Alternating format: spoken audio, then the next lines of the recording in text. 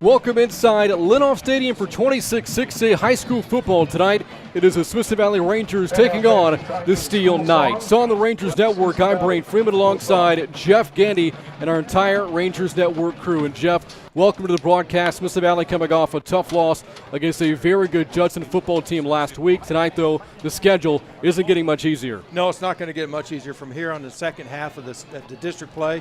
And tonight it starts with two teams that really kind of desperately need a win. For Smithson Valley, a win tonight would kind of put them in a two-way or three-way tie for second place. So it's a critical game for Smithson Valley. For Steele, it may catapult them into a sole second place in the district. So both teams have a lot to play for tonight, Brent. And you know what? I think we're going to have a great game. We really should. The Knights coming in on a 3-game winning streak. Smithson Valley again coming off a tough loss against Judson. About to find out how this one measures out tonight. Kickoff is coming up at 7:30 here from Schertz, Texas. More pregame coverage coming up on the Rangers Network. This is Smithson Valley High School football. When you're ready for a break, hurry in to Chicken Express. Let us do all the cooking for you. We always offer high-quality, affordable meals that the entire family will enjoy. Our chicken is never frozen and is hand-battered fresh so you can really taste the difference. You can expect fast and friendly service at Chicken Express, whether you dine in, drive through, or drive up. Hurry in and hurry back to Chicken Express.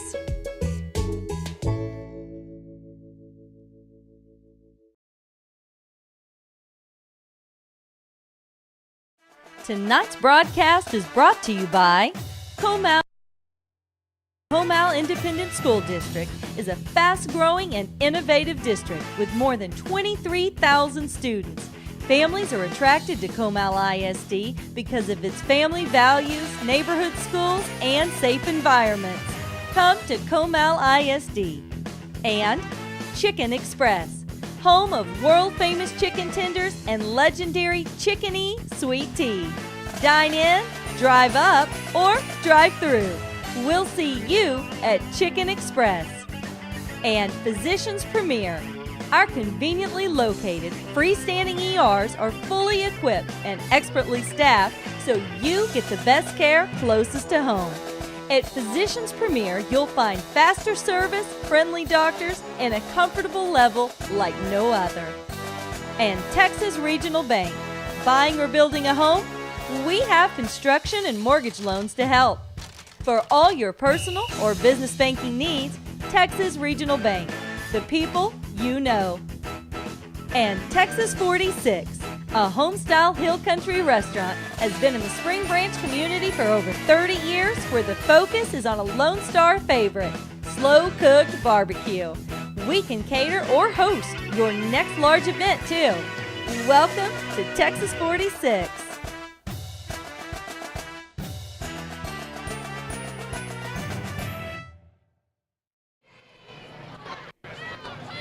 And welcome back to Lenoff Stadium. Our pregame coverage continues as Smithson Valley gets ready to take on the Steele Knights. The Rangers won this game a year ago at Lenoff Stadium in what was the 27-6A opener, 43-20. You get the sense tonight that Jeff Steele is going to remember that game. I think they will remember the game big time because, you know what, they thought that was an upset last year. Although Smithson Valley, they were loaded with a lot of talent. And, you know, when we look at tonight's contest, both teams still have a lot of talent, a lot of playmakers on the offensive side of the board, and I think both teams have solid defenses. So I know in our pregame, statistically looking at things, they look a lot alike. Although do. The record doesn't look the same, and the results don't look the same, but statistically, both teams look very similar. So from my perspective, I'm going to kind of keep an eye on the big heavies in the middle and look at the trench warfare, because it's going to be about what's happening in the trenches with the O-lines and the D-lines. And I think that's where the difference may be tonight. Now, you heard Jeff reference the fact that a lot of familiar faces in this year's game from the ones we saw a year ago. One of those familiar faces, Rangers quarterback Levi Williams, had a really good game against Steele last season, ran for over 100 yards, ended up with more than 230 total yards of offense, accounting for 3 touchdowns in that Ranger win. But as you heard Jeff mention, can Smithson Valley's offensive line give him time to throw the football and get this offense into a rhythm, because it was really lacking last week against Judson? It really was. And, of course, Judson's defensive line is one of the best in the state. So we keep it in the right perspective. But I think that the offensive line has improved. It was a young offensive line coming into the 2018 year. but each week we've seen them improve. And the big question tonight, because they're going to go against another good defensive line for the Steele Knights, is if the offensive line can, move the chains, get to the second level, open up some good holes, and get those big explosive plays to give Smithson Valley the chance to keep going down the field and put some points on the board. This is a Steele defense which already has 15 sacks through the first 7 games of the year, and during this 3-game winning streak, the Knights defense only giving up a shade over 10 points per game. Other side of the football, Smithson Valley's defense arguably the strength of the Rangers this year, facing a Steele offense which is coming off a 24-point effort against New Braunfels last week. And they're going to be facing a young quarterback tonight for Steele. Wyatt Beagle, only a sophomore, but as a freshman a year ago, actually started the final 9 games for a region finalist team here in Steele. So Smithson Valley's defense, again, is going to have its hands full here this evening. I think they will have their hands full because you just can't focus on Beagle, even though he's a sophomore and a very good football player. But actually, Beagle's done a nice job of disseminating the football to all the other playmakers on the field tonight as well. So that's what's made Steele very effective. You can't just focus on 1 or 2 players. You really have to focus and be sound up front, and that's why I'm going to keep an eye on the front 4, and the front 7 actually for Smithson Valley's defense. Are they getting in the backfield? Are they creating negative plays?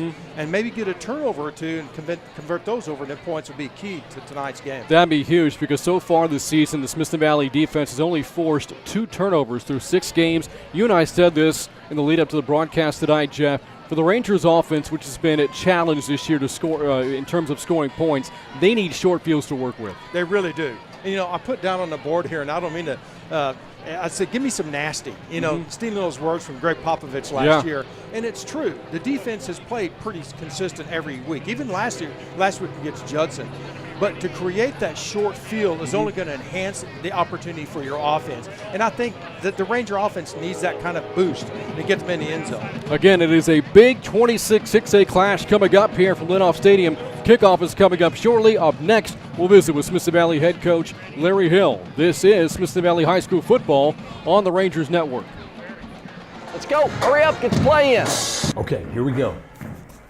Left retainer. Headgear. No popcorn, straight teeth. That's a good call. Headgear? Straight teeth? Yeah. Good call. What's going on here? I thought I left you in charge. It was a good call. It was a great call. It was a really good call. Okay. Run the play.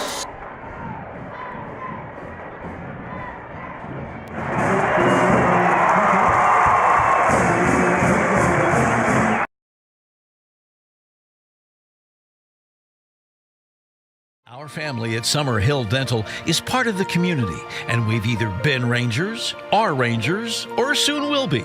Dr. Matt Bayless and Summer Hill Dental have been taking care of Ranger smiles for over a decade because we are your Smithson Valley dentist.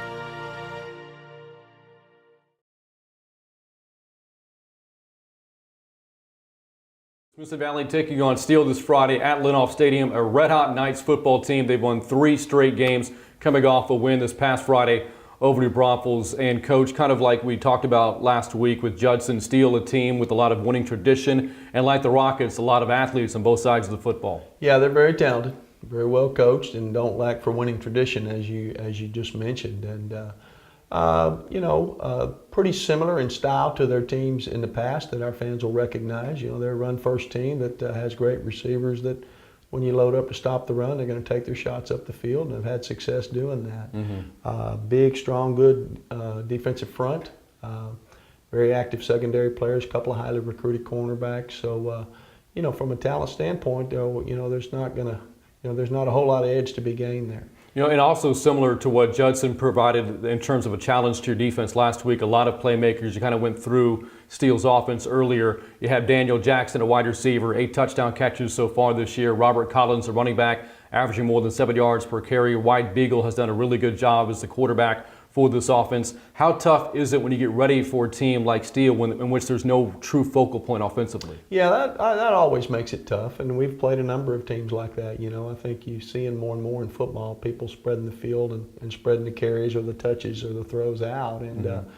they're no different. You know, they're spraying the ball around. So it's not a situation, as most weeks we've found, that you can just say, let's stop this one particular area of the game or this one particular player, focus on that, and you shut them down. That won't be the case here. We'll have to play good and be sound every play all over the field. Now, defensively for Steele, they've only given up 31 points during this 3-game winning streak of theirs. You look at the defense, and a lot of new faces this year. A lot of the players from a year ago are now playing high-level college football. When you look at this year's defense, what challenges does it present? Well, they look similar as far as their structure. You know, how they line up in the front and the secondary, you know. That part looks familiar. As you said, like most teams, you lose good players to graduation every year. But they try to make it tough on your short passing game and then try to funnel everything inside with their runs and then use their defensive tackles to stuff off the inside run. So, you know, we'll have to mix our approach. More than anything, we'll have to execute and avoid negative plays and put some long drives together. And then occasionally we're going to have some big explosive plays to help things along. You won this game a year ago at Steele at Lenoff Stadium. A couple of weeks ago, you won a big district road game at East Central. Your program has won 35 road games dating back to 2010, so you know how to win on the road. But what does it take to win a district road game in a hostile environment like the one you'll see Friday at Lenoff Stadium? Well, it takes blotting out distractions and execution. Really, honestly, the same things it takes at home. You know, really when it boils down to it, once you get off the bus and have your meetings with your coach, you go out and stretch. It's not much different than playing at home. And we've never approached it any differently. I think a big key is we need to try to get off to a fast start. We did not start the game well the other night, really in any phase, and found ourselves behind the 8 ball against a talented team. We've got to avoid that, find a way to play good coming out of the gate. All right, Coach, best of luck Friday against Steele. Thank you.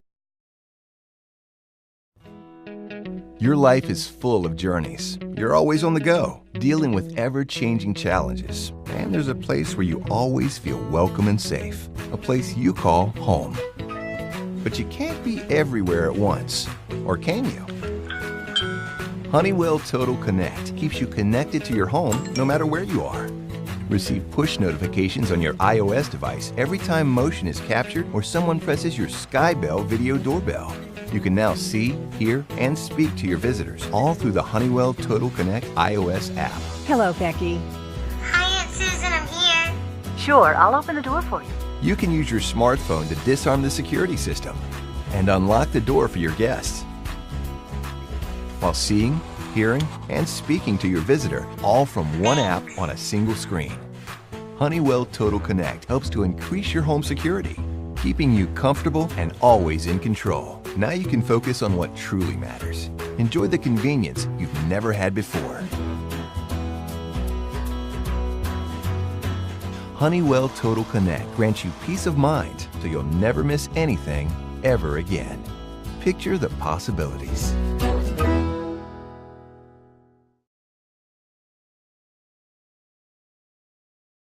We've got spirit. Yeah, we do. Fill up your tank and support the Rangers, too. When you get gas, look for the Rangers Spirit Pump because Pit Stop and Fishers are donating a percentage of sales from that pump to the Smithson Valley Athletic Booster to support our student athletes. Get gas here and fill up the Booster Club's bank. Here's where you can find your Spirit Pumps. When you see it, pull up and fill up, Rangers.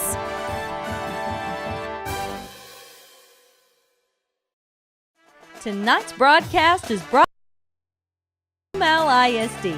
The Comal Independent School District is a fast-growing and innovative district with more than 23,000 students. Families are attracted to Comal ISD because of its family values, neighborhood schools, and safe environments. Come to Comal ISD. And Chicken Express, home of world-famous chicken tenders and legendary Chicken-y sweet tea. Dine in, drive up, or drive through. We'll see you at Chicken Express. And Physicians Premier. Our conveniently located freestanding ERs are fully equipped and expertly staffed so you get the best care closest to home. At Physicians Premier, you'll find faster service, friendly doctors, and a comfortable level like no other. And Texas Regional Bank. Buying or building a home? We have construction and mortgage loans to help. For all your personal or business banking needs, Texas Regional Bank. The people you know. And Texas 46, A home-style hill country restaurant has been in the Spring Branch community for over 30 years, where the focus is on a Lone Star favorite, slow-cooked barbecue. We can cater or host your next large event, too. Welcome to Texas 46.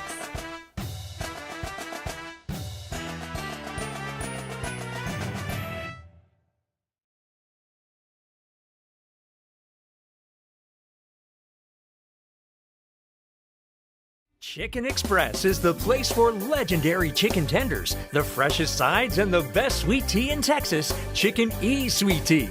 Let's give a big thank you to the Brown family for supporting all the high schools in the area for over a decade. Dine in, drive up, or drive through. We'll see you at Chicken Express.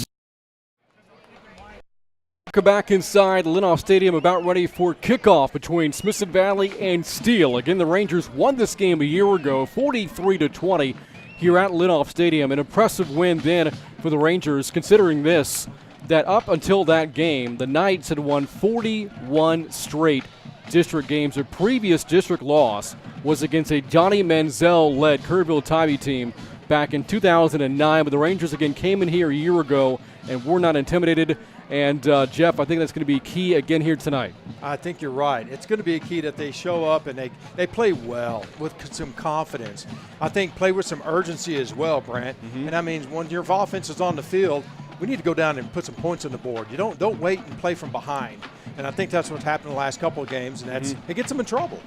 That said, we will see Steele's offense on the field first this evening as the Rangers won the toss, electing to go on defense first. So can the Ranger defense get an early stop, preferably a 3-and-out, maybe a turnover like we've talked about, and give the offense a chance with the football and a short field?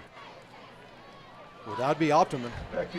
So Mason Reed will be the one kicking off to start things here for Smithson Valley. The Rangers, the road team, the Road Whites here tonight, and the Navy Blue Pants. The Knights, the home team, in their gray tops and black helmets. Two returners back deep for Steele, Darren McKnight and Tyron Smith. The winner will inch closer towards a coveted playoff spot in 26-6A. This game is underway. The kickoff sails about a yard deep into the end zone, and a knee taken after some hesitation by Tyron Smith. And here comes the sophomore quarterback, White Beagle, to lead the Steele Knight offense.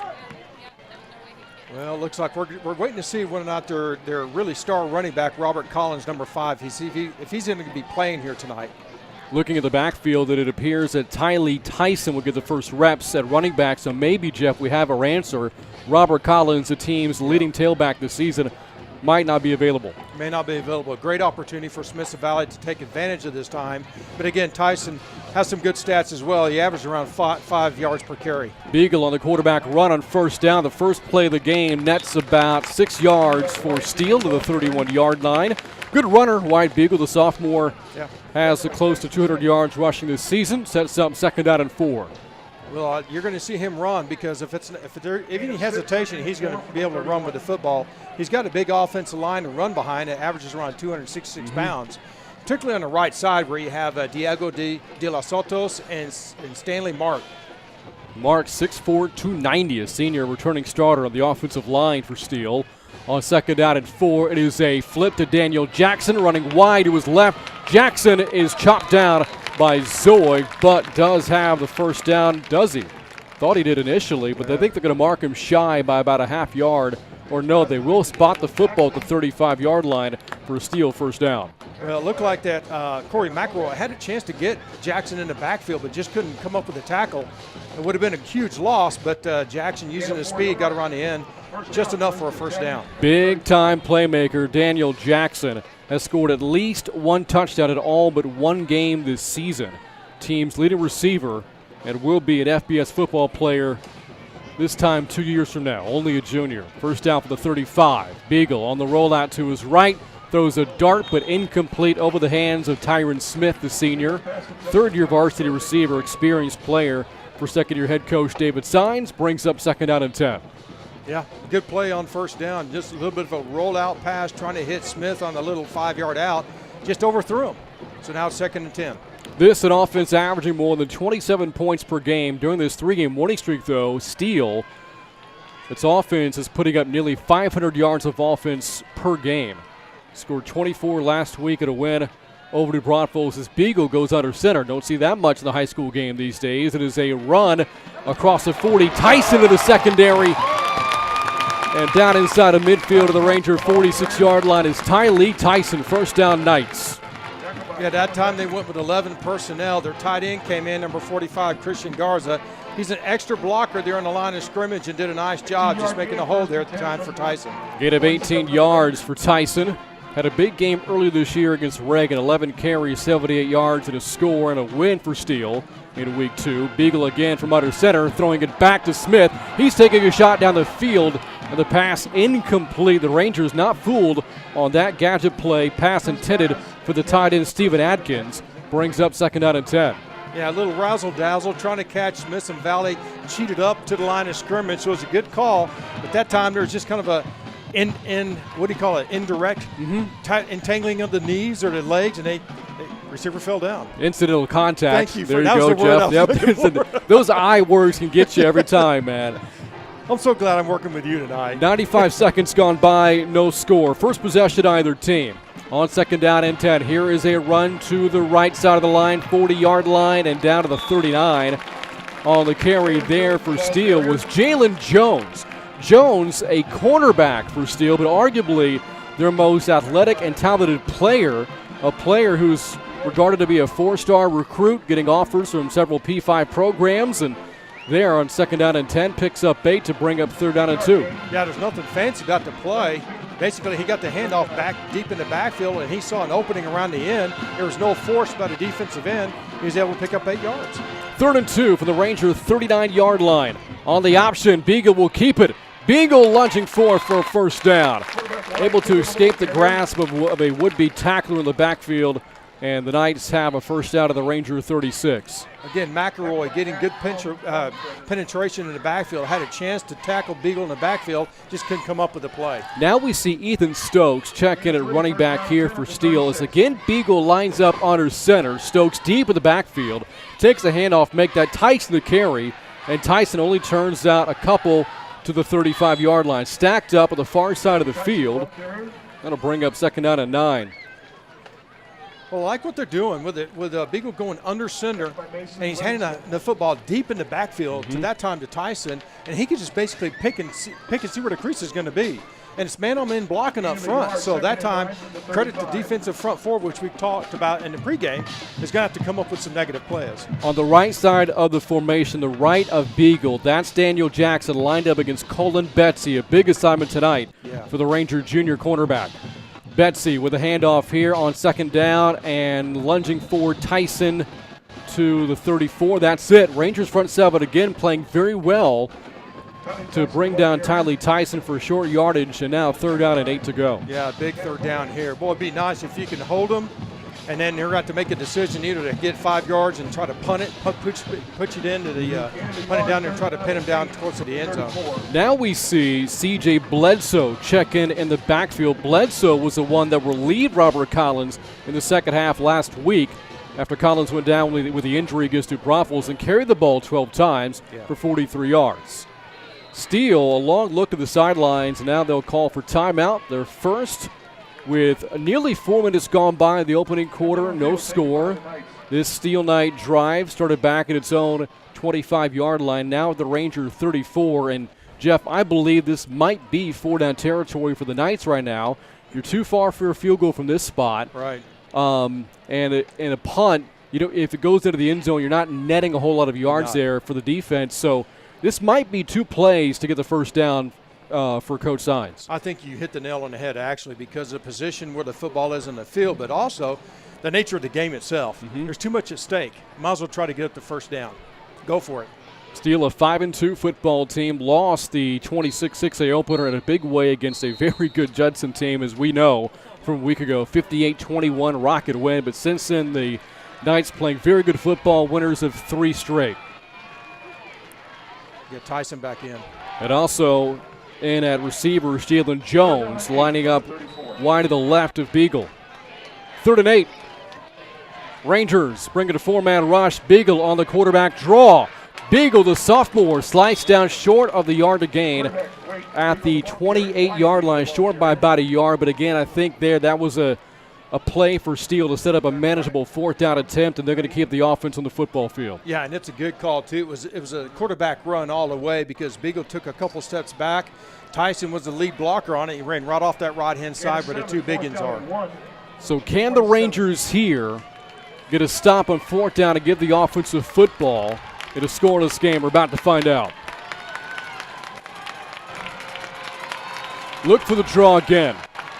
Rangers stacking the box. Beagle on the keeper to his right. 1st down and more. Inside the 20. Inside the 10.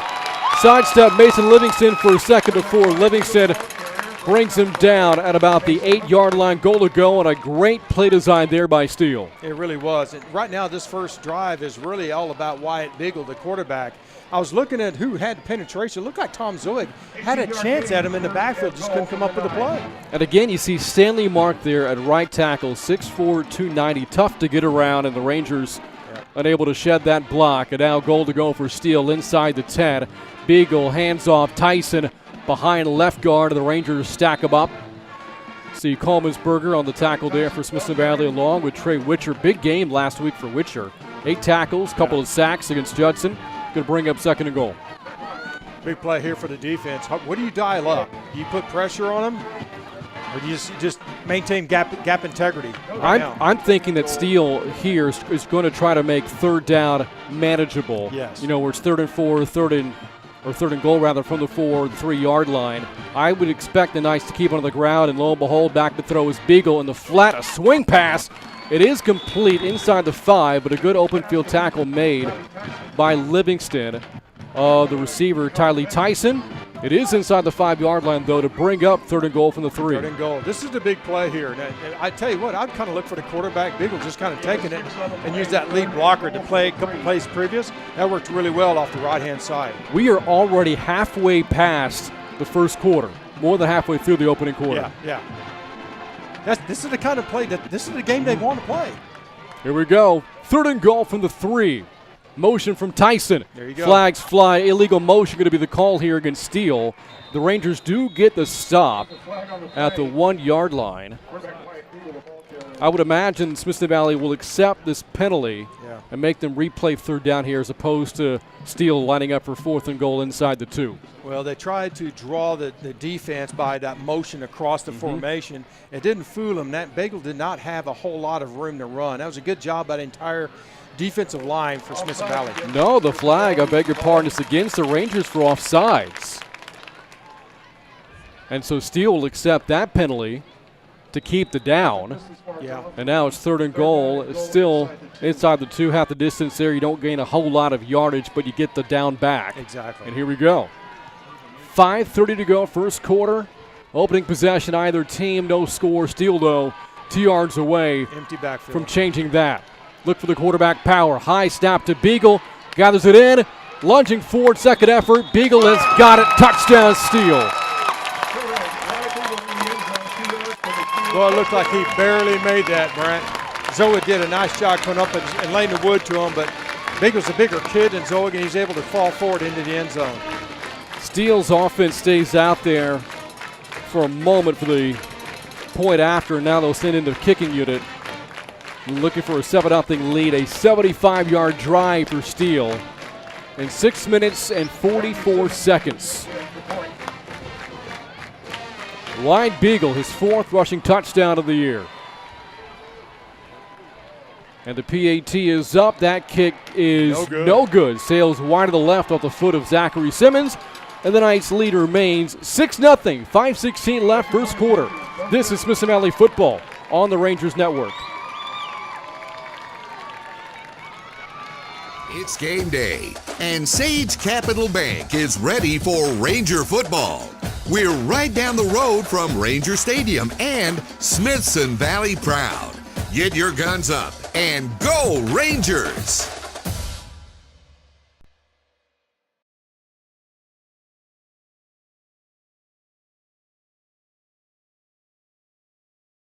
Chicken Express is the place for legendary chicken tenders, the freshest sides, and the best sweet tea in Texas, Chicken E Sweet Tea. Thank you to the Brown family for supporting all the high schools in the area for over a decade. Dine in, drive up, or drive through. We'll see you at Chicken Express. And welcome back to Litoff Stadium. The Knights strike first. 75-yard drive to open the game in 6 minutes and 44 seconds. Steele on top, 6-zip. A 2-yard touchdown run by White Beagle has the hosts in front here in this 26-6A district game. Thank you for Coach Sines, the Steele head coach. You couldn't have drawn up or carded it any better than that to start the football game with. A lot of pounding the rock there from Steele on that first possession. Didn't see Beagle put the ball in the air very much. Short kickoff by the Knights, and it bounces at the 25-yard line. Picked up there by the Ranger returner up to about the 27. And popping up with the football for Smithson Valley, Jalen Nutt. Should keep in mind, by the way, we went through some of the injury concerns for Steele, namely to Robert Collins. Well, Smithson Valley tonight minus one of its big playmakers as a defensive back, as a receiver, and as a returner. Ethan Sill not available this evening. First down for the 27 for Williams in the offense. And on first down, it is a run for Mark Franco. Big hole across the 35-yard line. Bolts across the 40, and a first down to the 41 and a pickup of 14. What a great way to start your first series off with the first down on the first play. And tell you, it's going to be important, Brent, how Smithson Valley responds after being punched in the mouth basically on the opening drive. How are they going to respond? If they really want to get in this ball game, that's a great way to start on that first down. Williams coming off a rough game against Judson last week at a 20-0 defeat. Completes his first pass of the game here to Kason Wells. The freshman motors inside of midfield. And they're going to mark him out at around the Steele 45-yard line. That's good for 14 more first down Rangers. And again, run them right up the middle, then a quick pass to the outside, keep the defense on their toes. They don't know where the ball is going to go. I think that's basically going to be the strategy for Smithson Valley tonight. Williams against Judson last week, 8 of 27 passing, 66 yards and a pick against a very good Rocket defense. Williams on first down, on the draw, hands off, Darlington Frash. And Frash muscles his way down to the Steele 40-yard line for 5. Boy, the first down play so far on this drive, Jeff, looking very impressive. Well, you definitely want to be ahead of the change. When it's first and short or second and short, there's so much more you can do as a play caller from Coach Hill. And so you can really open up your playbook and be more creative, and that's what you try to do in that first down. 4:20 left, opening quarter, Rangers' first possession. Moving right along to the Steele 40-yard line, second down and 5. Williams hands off to Franco, runs into a wall of Knight defenders that time. Stood up for a loss at around the 41-yard line. Coming in to make the play, Jalen Reed for Steele, brings up third down and 6. Yeah, also saw their middle linebacker, Zion Ruffin. I just wanted to say the name Ruffin. What a great linebacker Good name. football name right there. He was in on that tackle too. Steele's leading tackler this season, 78 stops on the year, has 4 games this year were 10 or more, to include 21 tackles in the season opener against O'Connor. Third down and 6. Here's motion from Wells, a freshman wideout. On the receiver's sweep to his left. Going to cut it back to his right and corkscrew down at the Steele 38. Gains about 3 there, well short of the first down, brings up fourth down and 3. I don't know how, when you've got a defense that's really fast, it's hard to run wide, and that was probably not the best call. And a third and now it's third and long. Now you got to go fourth and short. Not might not have been the best call, but it is what it is. But now here, 4th and 3, you do have some options. You can run the ball, you can throw, play action, whatever the case may be. It is a run for Frash up the gut of the defense, and how about that run by the sophomore Darlington Frash? A physical carry of the football and a first down to the Steele 34-yard line. Yeah, Frash is 5'8", 200 pounds, and only a sophomore. But I tell you what, he runs like a senior at about 220 pounds. He carried about 2 defenders on his back, too. Great run for a first down. Had one of his best games of the season in this stadium early this year, 86 yards against Clemens in the 26-6A opener. On first down, it is a design quarterback keeper for Williams, and the future Houston Cougar will be stood up at around the 33 for a yard. to bring up 2nd down and 9. Very good Steele defense during this winning streak again, giving up just 10 points a game. Yeah. I think the last 3 games they had a combined 31 points, so that's pretty good. And even then, New Braunfels last week scoring 14 all came in the second half, and the final touchdown of the game came with less than 10 seconds to go. There you go. On 2nd down and 9, Williams throws, incomplete. Dangerous ball as well into traffic. Going off the hands of the intended receiver, Chris Rivera. Haven't seen much of Rivera in recent weeks, and now 3rd down and 9. Yeah, now you're in that unpredictable situation, 3rd and long, and you're down on your 34-yard line. It makes it tough. This is a tough call now for Smithson Valley. Yeah, we mentioned earlier, 4th and short, your playbook is open. Here in 3rd and 9, the defense knows what you're going to do. And last week, they were bringing everybody to safeties, corner blitzing. They were backward blitzing. Probably see the same thing here on this down. 3rd and 9. Williams back to throw on the rollout. Williams looking, and the pass is low and incomplete for an open receiver, Wells, at the 20. Threw the ball at his shoe tops. That'll set up 4th down and 9. This would be a 50-yard field goal attempt. Can't imagine the Rangers would attempt from there, so the offense stays out. It appears to be going for it on 4th down. Yeah. Well, Levi had him wide open, just basically threw it in the dirt. Already 1 4th down conversion on this drive. 2 minutes to go, first quarter, and a 6-0 Steele lead. The Knights showing a blitz. They'll bring 4. Williams, pump fake, takes a shot down the field, and the pass is incomplete for Wells, nearly picked off by Xavier Player. And like last week, Smithson Valley able to drive the football but cannot finish. A turnover on downs gives the football back to Steele. Yeah, this is becoming a little bit too common now that the offense gets some momentum going and getting some first downs, but when it gets close to the red zone, you just come out, you get nothing out of it. In a game like this, you got to get at least a field goal out of it. So if you can't pick up a situation where you can get in the end zone, at least get yourself an opportunity to kick a field goal. And again, pressure here in the Rangers defense, trying to get a stop and keep it a 1-possession game. Beagle scored a touchdown on the Knights' first drive of the game. Hands off to Tyson here, tripped up at the 31-yard line. He'll lose a yard. See Trey Witcher, Will Gibbons all there in the pile for Smithson Valley. Now 2nd down and 11. Yeah, good job by the whole defensive line that time. And, I think that's the first time they ran the football on the left-hand side of the formation, which is, we talked about the big guys on the right-hand side for Steele.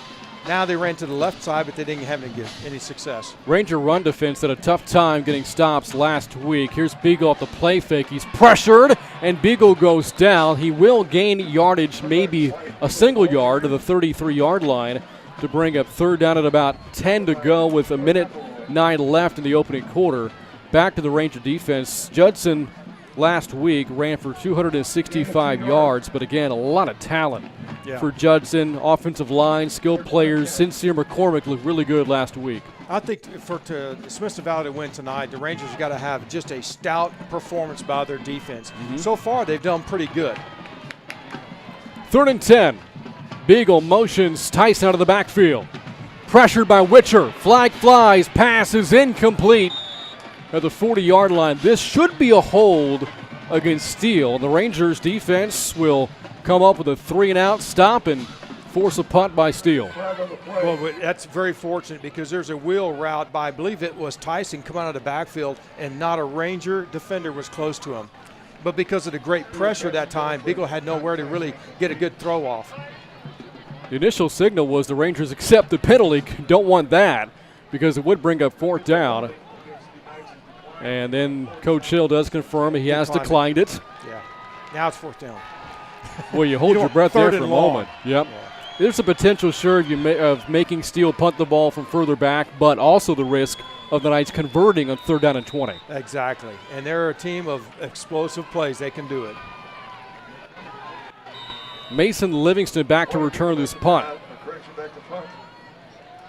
Beagle, by the way, is the team's punter as well. Has struggled this year punting the football, averaging less than 31 yards a kick. The Rangers may get some decent field position out of this.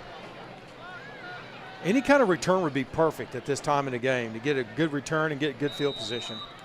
Beagle awaiting the snap here from Aaron Rudd. And the sophomore gets it away. Wobbly kick. Livingston lets it go. A night roll. And will go out of bounds at around the 31-yard line. 36-yard punt. Not bad there for Beagle. No return. Final 30 seconds, opening quarter. Ranger football down 6-0. And again, they moved the ball on their opening possession of the game. Couldn't finish. Like to see what they could do here in their second possession. You know, if I was Coach Hill, maybe I'd get Levi Williams more in the game, but get him to settle down. A couple good short passes again to get his rhythm back in it. And that way you can kind of help him to settle down.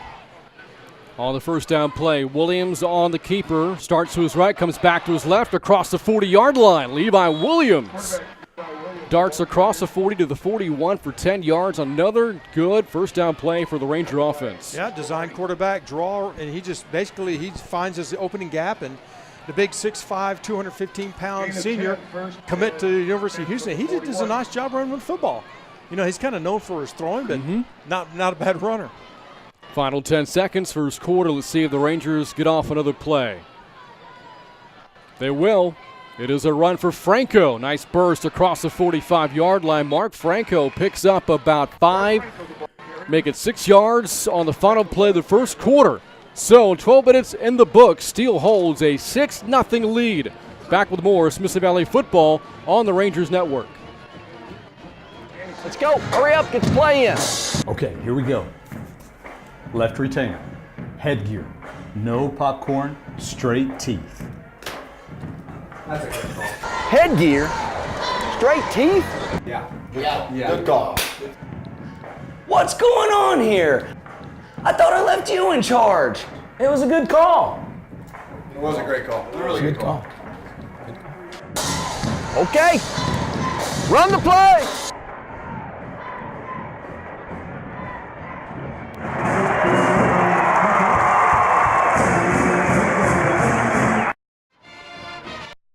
Back inside Linoff Stadium on the Rangers Network. Brant Freeman, Jeff Gandy on this Friday night. Smithson Valley down 6-0 as we start the second quarter. But with the football at their own 46-yard line. And on second down and 4, the first play of the second quarter is a fumble.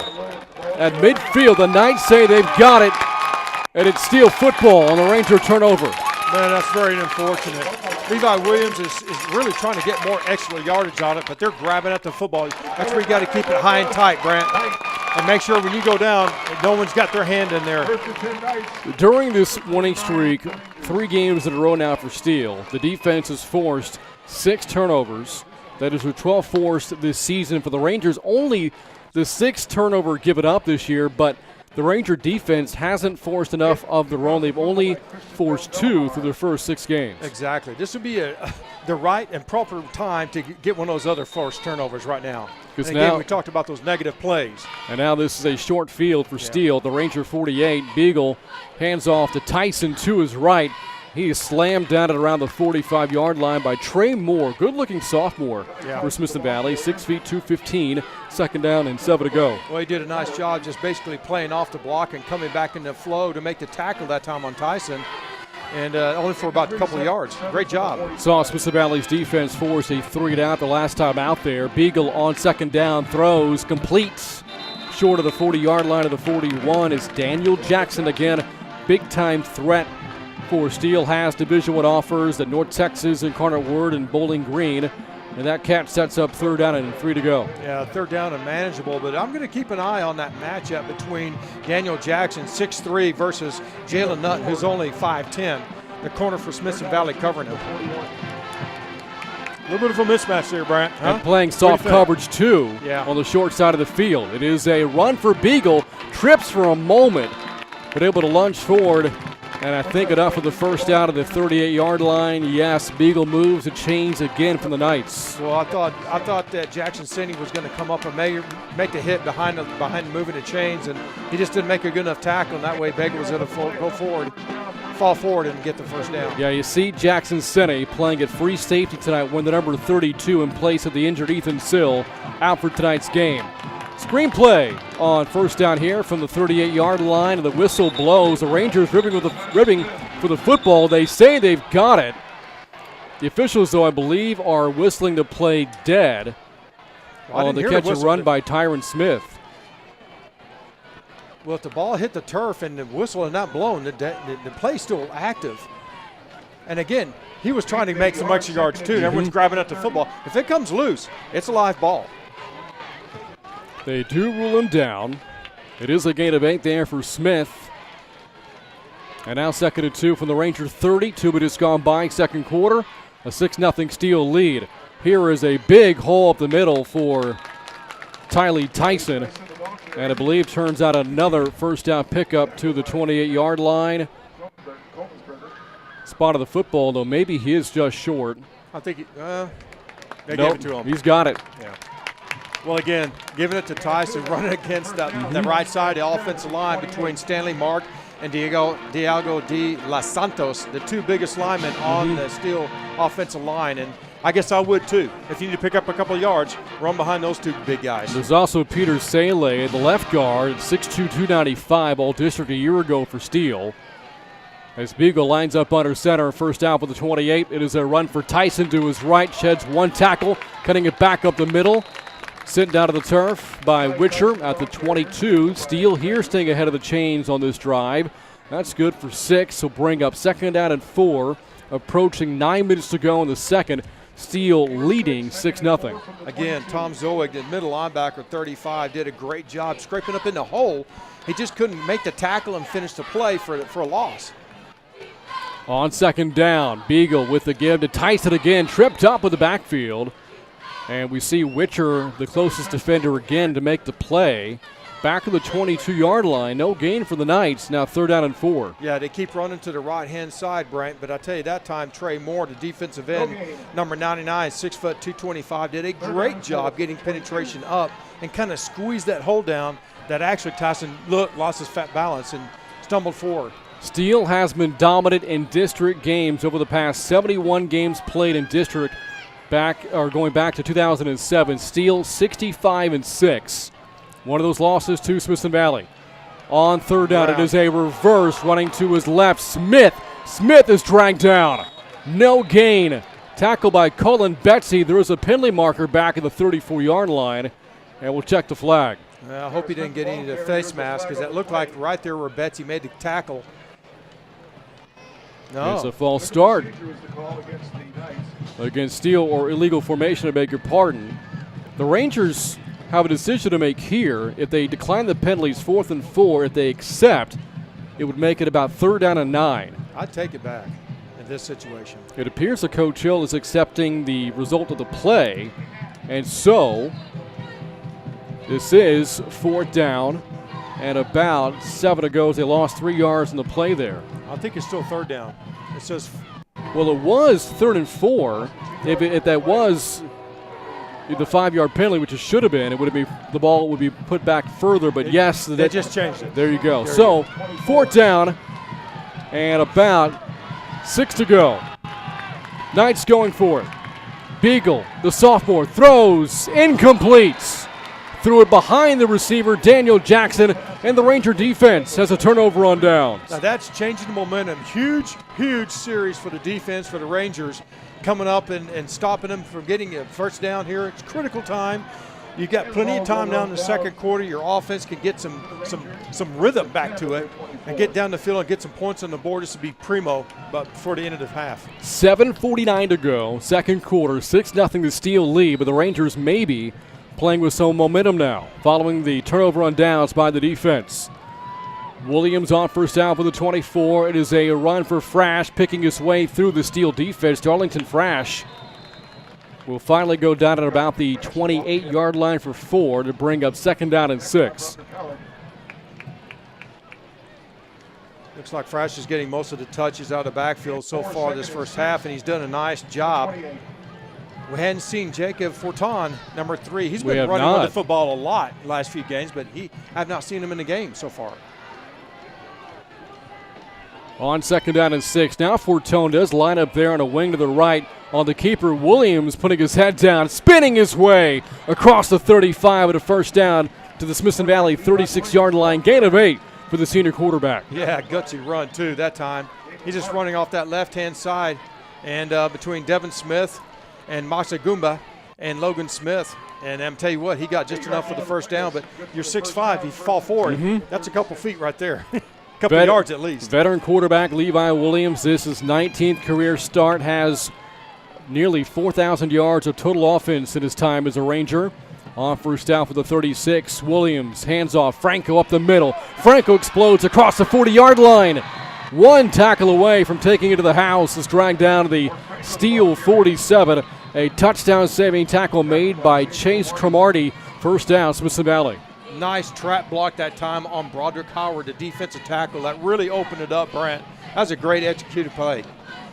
It was the second quarter of this game a year ago when the Rangers pulled away at a 43-20 win. Scored 30 unanswered points at one point in that game for the Rangers, which again snapped Steele's 41 district game winning streak. A lot of movement from about 2 or 3 individuals, and the offensive line will back this up 5 yards on a false start. Well, we had 21 personnel. It's the first time I've seen them use 2 backs, 1 tight end. And I saw Austin Howe, the tight end, 44, kind of jump a little early, anticipating that big play. And the flags really put the Rangers behind schedule a year ago, but actually changed everything here. Encroachment the call against Steele. So 5 yards against the Knights defense, not 1st and 15, it's 1st and 5. Yeah. Looks like they're barking out signals or something to draw the offense off.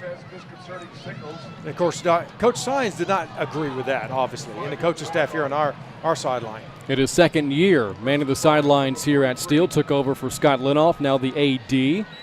Here in the shirts, Cibolo United CISD. 1st and 5. Now for the 43 for the offense. Williams hands off Frash to his left. Frash cutting it back to his right. Darlington Frash, the sophomore, churns out 3 hard-earned yards to make a 2nd down and 2. He ran a lot for those 3 yards. I tell you, sometimes you just need to plant your leg and go straight up north and just go upfield. Get as much as you can, take your licks, but get 3 or 4 yards out of it. We anticipated a low-scoring game tonight. We're getting that so far. More than halfway through the second quarter, a 6-0 Steele lead. Rangers' 3rd possession tonight. On 2nd and 2, Williams fakes to Wells on the jet sweep, keeps it himself, and able to leg out the first down to the 35-yard line for another 5-yard gallop.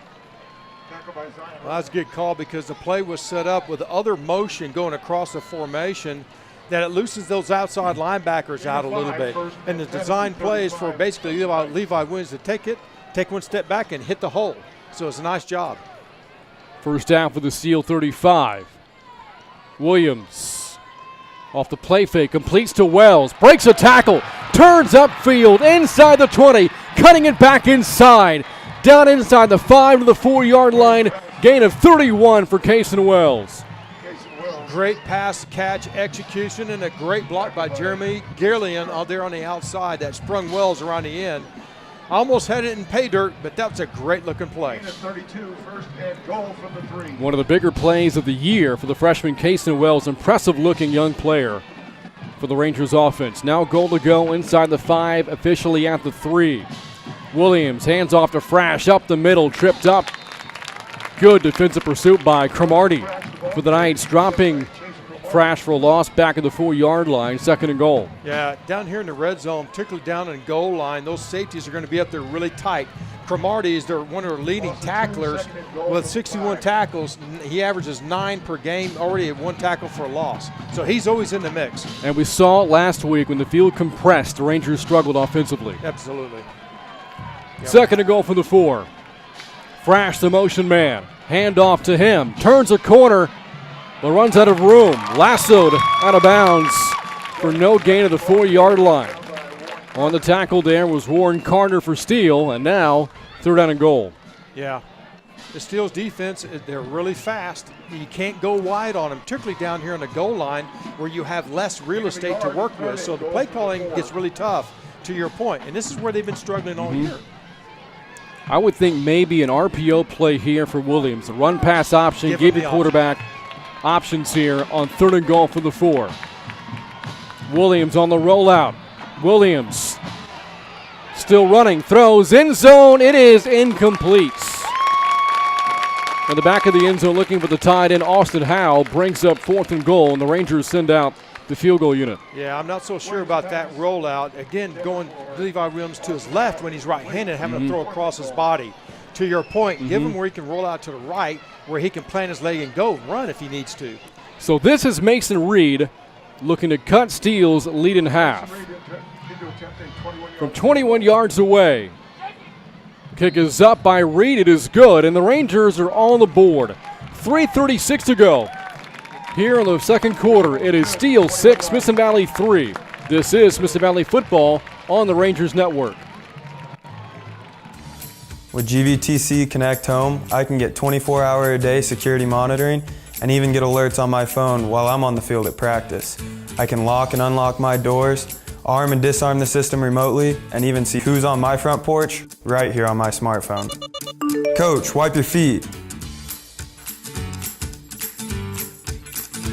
Let GVTC give you peace of mind when you're not at home. Sign up for GVTC Connect Home today.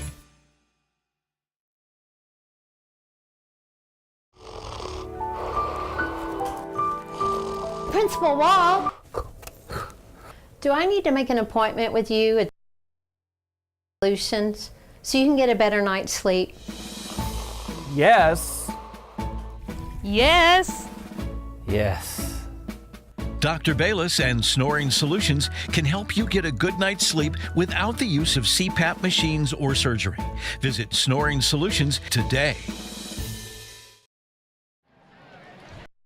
Here back at Litoff Stadium, now a 6-3 Steele lead. Following the Rangers' first points of the game, scored by Mason Reed, who kicks off with a fair catch made by Steele for a touchback. And from the 5-yard line, they'll take the ball out to the 25 with a new rule in effect this year across college and high school football. So the Rangers again able to crack the scoreboard, a 21-yard field goal drilled by Mason Reed, but you can't help but wonder if the Rangers should have gotten the touchdown. Yeah, you left some points on the table there. They were in perfect position to get in the end zone for 7. But I just thought of this. This is the first time they scored any points in 5 quarters. That's true. So yep. Look at it as a positive. You cut the lead in half, to your point, which you said, but they definitely had a greater opportunity to get in the end zone for a touchdown. Left that on the table. Now Steele's offense works with an empty backfield, and being pressured is Beagle, and Beagle goes down. Trey Witcher got him. That play, though, started by Trey Moore, and the Rangers' defensive penetration again playing very well all year long. That's good. That's good for a loss of about 8 yards there for Steele. Sets up second down and 18. And again, putting the pressure with just your front 4. You didn't have to blitz a linebacker or a safety or even a corner blitz. When you can get pressure like that with just your front 4, then there's a lot of things you can do in the secondary to mess things up for the offense. The Rangers defensively 14 sacks through their first 6 games of the year. 64 tackles for loss. Playing very well again up front. On second and 18, Beagle. Hands off. Tyson not going anywhere. In fact, it's more lost yardage there for Steele. Tyson sent down to the 15-yard line, losing 2 more. And just like that, it is third down and 20. Yeah, you got him pinned back down here. It'd be great to get some field position, maybe if you go 3 and out right before the end of the half here. Again, that's another good play that time by Will Gibbons. He came in on that tackle as well. Steele using a lot of clock, although the Rangers do have all 3 timeouts left. If they get a stop here, they should have quite a bit of time to do something offensively. And right now trailing by just 3. Third down and 20 from the 15. Beagle off the play fake, setting up a screen, and it's dropped. Dropped by the tight end, Christian Garza. And Steele does Smithson Valley a favor there, calling a passing play with an incompletion, stops the clock with 2:06 to go. Yeah, and I'll tell you what, lucky that actually Garza he fumbled it, obviously. He didn't catch it because they had it wide open. He had 3 blockers in front of him. It was a good call, just couldn't execute. Back to return Livingston at the Steele 45-yard line. Beagle back out there to punt the ball away. Just outside of his own goal line. Gets the kick away. Short. Not a great punt. Livingston, though, tough job in traffic, does field it on the fair catch at the 42-yard line. Only a 26-yard punt. And with 1:59 to go in the half, the Rangers have all 3 timeouts and a chance to tie or maybe take the lead going into the locker room. Here we go. Here's that opportunity we talked about at the beginning of the game. is when you have an opportunity to get in the end zone, you can't lay those tables on the table and leave them there. Great opportunity. Williams operates out of the shotgun on first down. And on the draw, hands off to Frash, cutting it up the middle. Frash bouncing off of tackles and down to the 40 or make it the 36-yard line for 6, the sophomore, with another impressive first down run. Second down, 4 to go. Yeah, a little delay draw that time to Frash. Steele was thinking that Levi Williams was going to throw the football. He gave it to Frash. Nice little pick in his hole for about 7-yard gain. See Eric Teetsman at receiver right now for the Rangers, lined up against the very talented Jalon Jones. Here's a Steele blitz on second down. A run for Frash to his left. Frash, a lot of dancing in the backfield. Darts forward, close to the sticks. At the 32-yard line, does he have it? It's close. He does. First down, Smithson Valley. And again, first contact, not enough to bring down Darlington Frash. No, he's running like almost like an Earl Campbell kind of running. It takes about 3 or 4 to get him down. I've been impressed with how he's working this first half. The clock keeps running, though, Brant. You would think they would have called a timeout by now. Under a minute to go, and again, the Rangers do have all 3 timeouts left. Now they're marking it short of the first down, so this 3rd and 1. It is a run for Williams up the middle. He's got the first and more inside the 25. Backs his way to the 23-yard line for a 10-yard gain. First down, Smithson Valley. Yeah, the clock stops now. Move the change. Good job that time by Levi Williams. Boy, head official wound his arm to restart the clock before the chains got reset. Yeah, I don't know about that. And the clock now ticking, 30 seconds to go. And again, all 3 timeouts remaining. Williams on first down, on the draw, at the 20, 15, spins his way inside the 10. Whistle's not blowing yet. Williams takes a pile with him inside the 5 and down to the 3-yard line with 16 seconds to go. What a run that time by Levi Williams. And he got some help at the end by some of his offensive linemen, helped push the pile forward for another 10 yards. And again, you get excited about the big plays. The Rangers do spend their first timeout. But you are again dealing with a condensed field here. Yep. Inside the 10-yard line, officially at the, I think, the 3, make it the 4-yard line here. Can the Rangers find a way to score in a condensed field situation? Well, I think the number one play you better be looking for is Levi Williams running with the football right up the middle, because you only have 16 seconds. Either that or some sort of fade in the back of the end zone, back corner to one of your receivers. I hadn't seen that yet this year, so I doubt that. I think they're just going to let Levi run with the football. It's been the most effective thing they've done in the first half. Yep.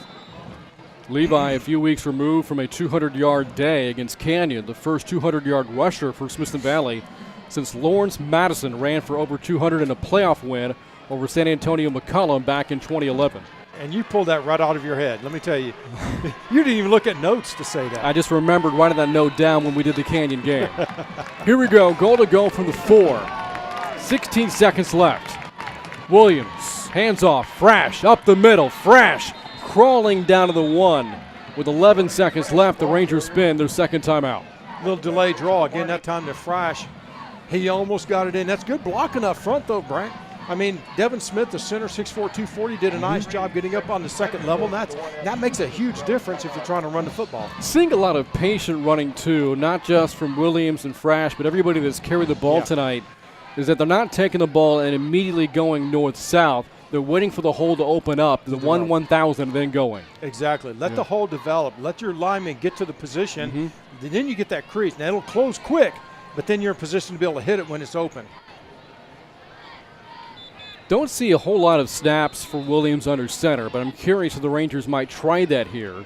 Let your big quarterback, you said earlier, at 6'5", 215, he could fall forward here at the 1-yard line and score. Well, and if I was a Steele defensive coordinator, I'd have some sort of linebacker just basically bird dogging, Levi Williams. Exactly. Wherever he goes, whatever he does, I'm firing. If the Rangers run a running play and do not score, they do have 1 timeout left. 3rd and goal. Williams will operate out of the shotgun. From the 1-yard line, Williams keeping it himself, diving forward, And he's got it. Touchdown, Smithson Valley. Yep. Little quick fake that time to Frosch, and he just basically fell. He just ran right behind him with the lead blocker in front of you. It's a good looking play. It works. So the Rangers defense got a big 3-and-out and some tackles for loss along the way. After a poor punt by Beagle, a short field for the Rangers offense, they navigate 42 yards for the score and their first lead of the night. Reed's important PAT is off the upright. It is no good.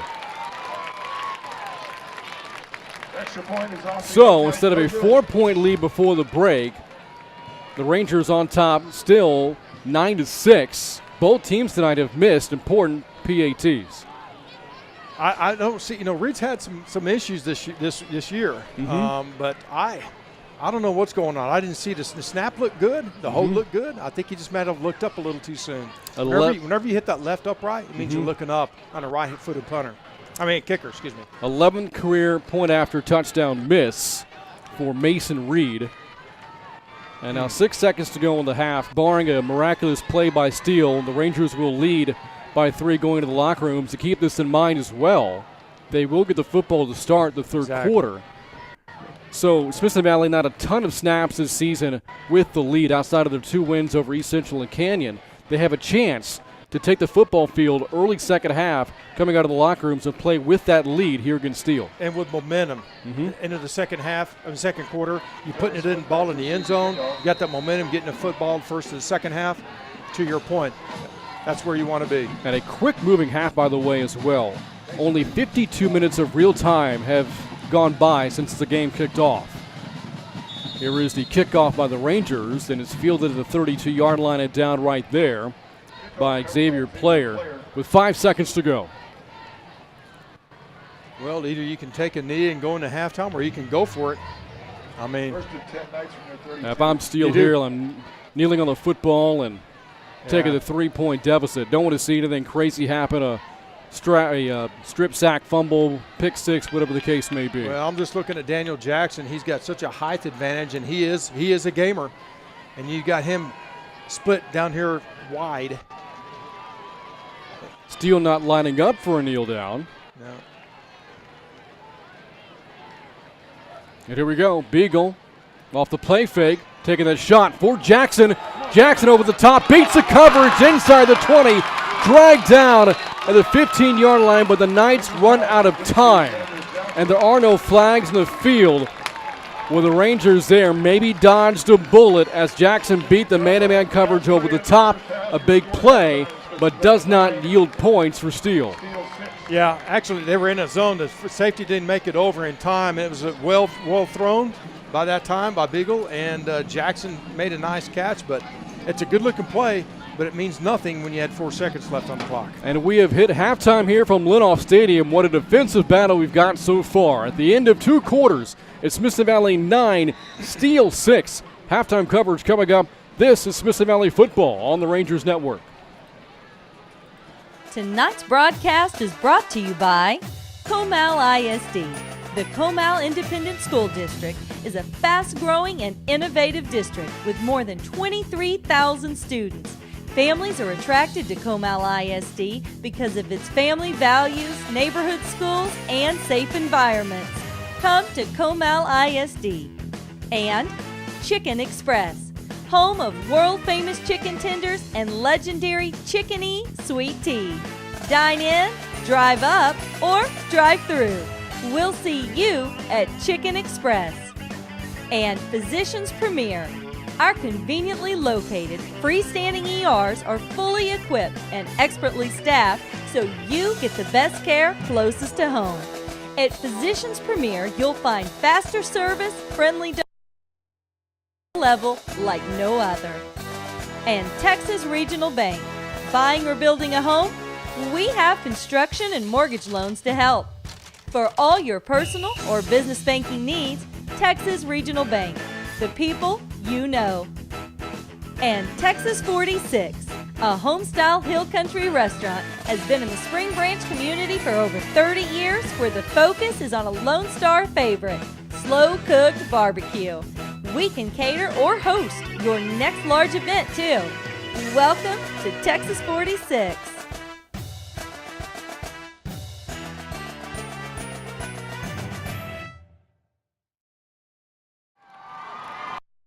Welcome back inside Linoff Stadium. Your score at the end of the first half, it is Smithson Valley 9, Steele 6. And now for some halftime entertainment, here's the playing of the Smithson Valley Marching Band.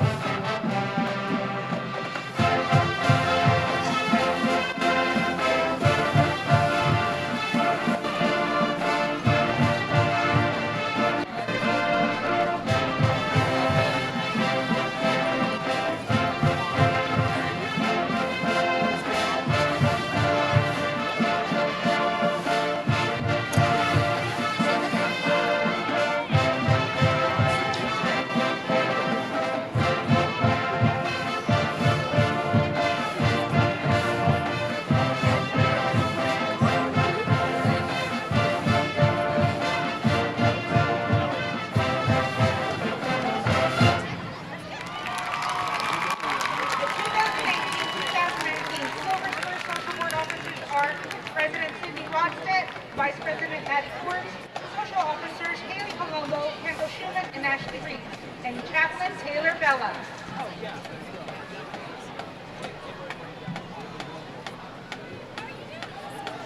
Next, the Ranger Band and Color Guard will perform their UIL marching show entitled Experiment 78070. The show will feature the music of Strauss, Saint-Saëns, Lozier, Barber, Khachaturian, and Shostakovich. Please enjoy Experiment 78070.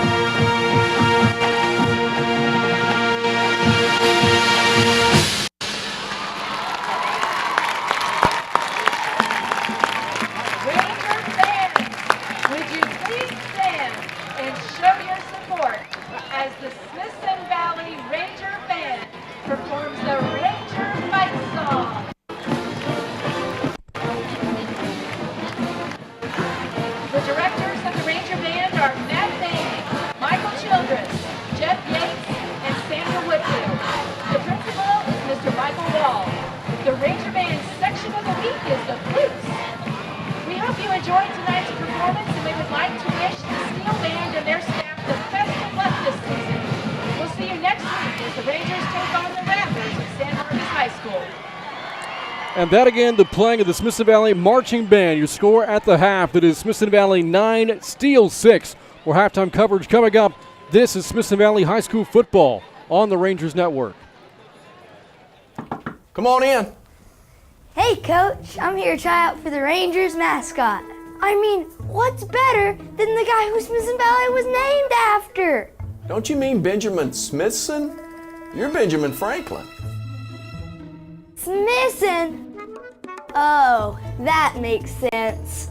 He was instrumental in founding this area in 1856. He was one of the first Rangers. The first Ranger.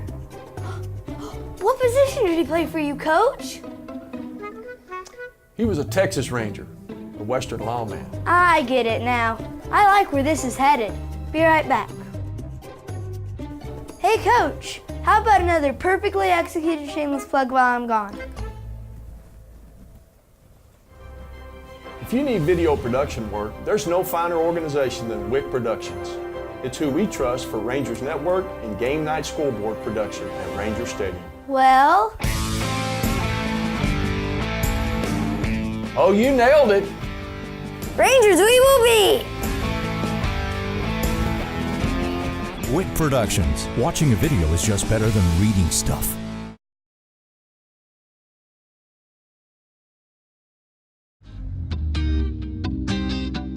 Thanks, Coach. Thanks, Brant. So I have Avery, Mason, Jacob, and Devin here with me today. And before we get started, I'd like y'all to do something for me. Can you guess what it is? Text your mamas. Pull them out and tell her hi.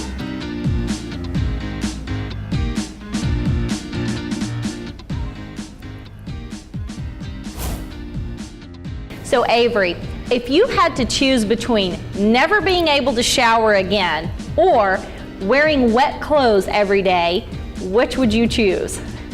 Wear wet clothes every day. You think so? Yes, ma'am. Wet clothes? That's kind of gross, but so is not showering. Yeah, I think not showering is a little bit more disgusting. Wet socks, though. Not showering is worse. Yeah, probably, right? What do y'all think? Yeah. Wet I clothes? wouldn't shower. You would not shower? Because I wouldn't shower because the clothes would get moldy. Oh, this is true. So you'd be stinky anyway. Yeah. Well, you could take a bath. No cleanliness at all. You just have to go. Yeah. I don't think there's a good option. You could wear cologne. There's just not a good option. That's true. Neither one of them are good. So Mason, if you had to choose between feeling like you're always having to sneeze or the constant feeling of being tickled, which would you pick? Probably the constant feeling to have to sneeze, but like you're not actually sneezing, are you? No, it's just like It's just right the feeling. there. Yeah, I'd rather feel like I'm about to sneeze. Like about to sneeze. That drives me nuts though. Like it's right there. Yeah. I hate when I have to sneeze and then it just goes away. But would you rather have that feeling like all over your body? Yeah, 'Cause that would no. be like what tickling is. Yeah. So, No, I hate my feet to be tickled. That's the worst. Yeah. Again, neither's a good option. yeah. So Jacob, if you had to choose to either have tentacles as your arms or your legs, where would you place them? Arms, definitely. Arms? Yeah. You'd rather have regular legs than tentacle arms? I feel like you can't walk with tentacle legs. Maybe. Or maybe they kind of like, I don't know. Yeah, I don't know. Really fast, though. That's true. You could swim fast. You may have to change the football field for the swim team. Right. They'd probably be glad to have you. Probably. So Devin, you can invent any phone app you want. What would it be? I don't know. You don't know. He's not a very creative person. I'm not. Yeah, I'm not. Football app? Sure. That sounds good. What would it do? Show the scores. Show the score. Select the ESPN app. Yeah, basically, but it's better. It's better. But it's better. It's going to be better. How is it better? It's mine. It's mine. That's why. It's just that simple. What would you call it?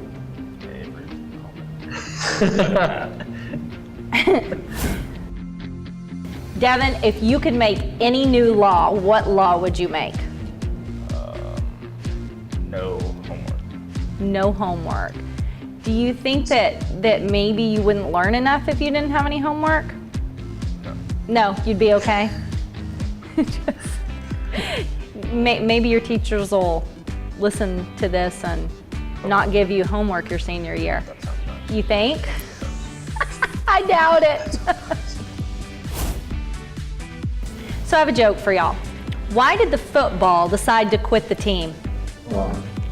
Because it was so tired of being kicked around. It's true. You know that was good. Okay, Ranger trivia time. We have played a certain team more than anyone else. We have played them 29 times. What team is that? Canyon. Canyon is correct. Good job. Who said it first? I didn't know. Oh, yeah. That was definitely me. Actually, Devin said it during the thing.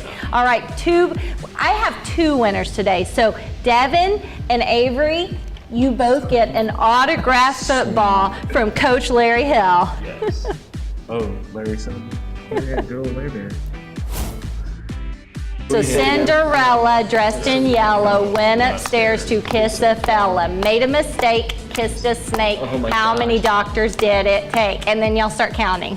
Okay? One more time. Cinderella, dressed in yellow, went upstairs to kiss a fella. Made a mistake, kissed a snake. How many doctors will it take? 1, 2, 3. Okay, you ready?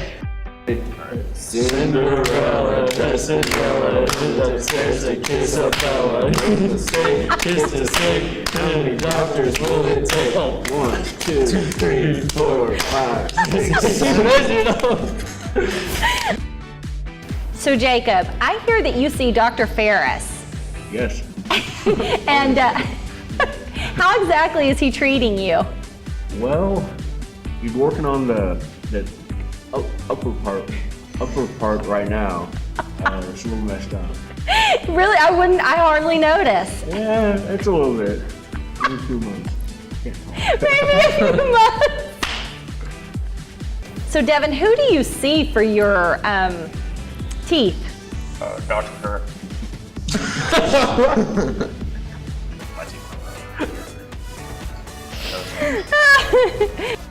Coach Brant, back to you. The Rangers.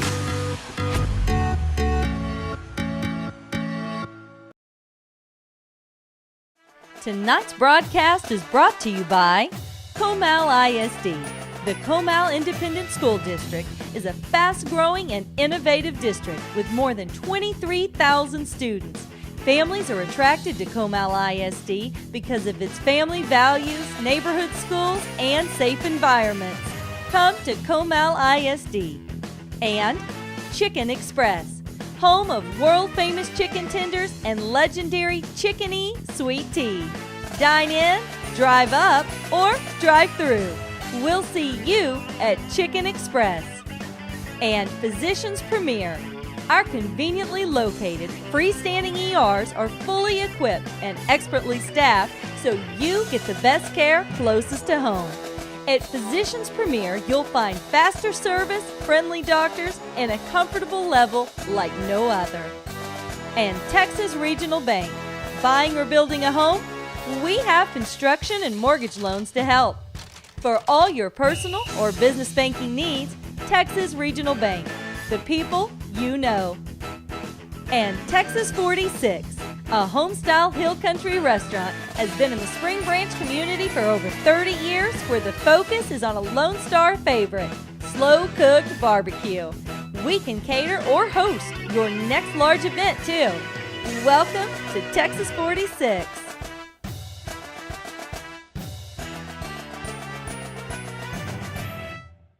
We've got spirit. Yeah, we do. Fill up your tank and support the Rangers, too.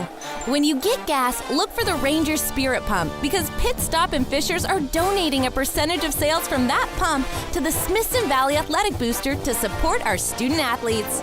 Get gas here and fill up the Booster Club's bank.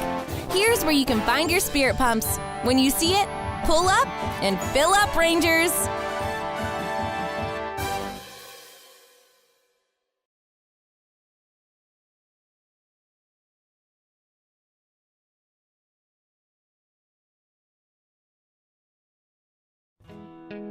Your life is full of journeys. You're always on the go, dealing with ever-changing challenges. And there's a place where you always feel welcome and safe. A place you call home. But you can't be everywhere at once, or can you? Honeywell Total Connect keeps you connected to your home no matter where you are. Receive push notifications on your iOS device every time motion is captured or someone presses your Skybell video doorbell. You can now see, hear, and speak to your visitors all through the Honeywell Total Connect iOS app. Hello, Becky. Hi, Aunt Susan, I'm here. Sure, I'll open the door for you. You can use your smartphone to disarm the security system and unlock the door for your guests while seeing, hearing, and speaking to your visitor all from one app on a single screen. Honeywell Total Connect helps to increase your home security, keeping you comfortable and always in control. Now you can focus on what truly matters. Enjoy the convenience you've never had before. Honeywell Total Connect grants you peace of mind so you'll never miss anything ever again. Picture the possibilities.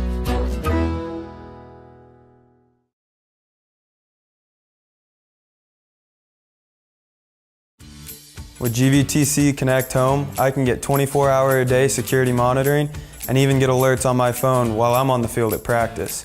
I can lock and unlock my doors, arm and disarm the system remotely, and even see who's on my front porch right here on my smartphone. Coach, wipe your feet.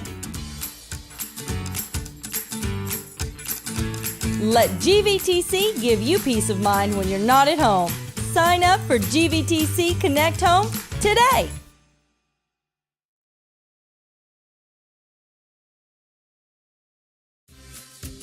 Since I've had GVTC installed in my office, I've been able to get a lot more done. With fiber speeds up to a gig a second, I can turn in all my schoolwork on time, keep up on social media, and watch game film with no interruptions. Whoa, we haven't even played that game yet. Yeah, it's that fast. Enjoy uninterrupted entertainment with your favorite apps through our professionally installed GVTC Wi-Fi home network. Log on to gvtc.com to sign up today. Smoky Mo's is great. You can feed a whole bunch of people on a little bit of money. It's perfect for Friday nights. My boy's a football player and this fills him up. The brisket is awesome. I like brisket and sweet. Brisket. I can't say it. They have the best turkey, brisket, sausage in all of Comal County. I agree, and the kids love it too. You're never going to play offensive line for the Rangers eating salad. Come get some beef. Get your guns up. Go Rangers! Tonight's broadcast is brought to you by Comal ISD. The Comal Independent School District is a fast-growing and innovative district with more than 23,000 students. Families are attracted to Comal ISD because of its family values, neighborhood schools, and safe environment. ISD and Chicken Express, home of world-famous chicken tenders and legendary Chicken-E sweet tea. Dine in, drive up, or drive through. We'll see you at Chicken Express. And Physicians Premier. Our conveniently located freestanding ERs are fully equipped and expertly staffed so you get the best care closest to home. At Physicians Premier, you'll find faster service, friendly doctors, and a comfortable level like no other. And Texas Regional Bank. Buying or building a home? We have construction and mortgage loans to help. For all your personal or business banking needs, Texas Regional Bank. The people you know. And Texas 46, a home-style hill country restaurant, has been in the Spring Branch community for over 30 years, where the focus is on a Lone Star favorite, slow-cooked barbecue. We can cater or host your next large event, too. Welcome to Texas 46.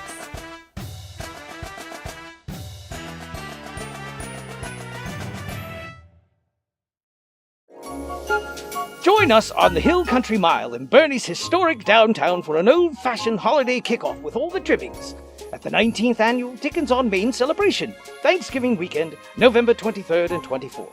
Bring friends and family to welcome the Christmas season with live music, theatrical performances, carriage rides, Santa visits, and more along snowy Main Street. Admission is free, and the memories last a lifetime. Visit dickensonmain.com for all the details. When you're ready for a break, hurry in to Chicken Express. Let us do all the cooking for you. We always offer high-quality, affordable meals that the entire family will enjoy. Our chicken is never frozen and it's hand-battered fresh, so you can really taste the difference. You can expect fast and friendly service at Chicken Express, whether you dine in, drive through, or drive up. Hurry in and hurry back to Chicken Express.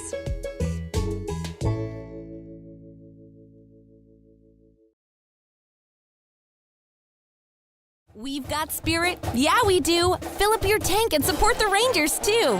When you get gas, look for the Pit Stop and Fishers are donating a percentage of sales from that pump to the Smithson Valley Athletic Booster to support our student athletes.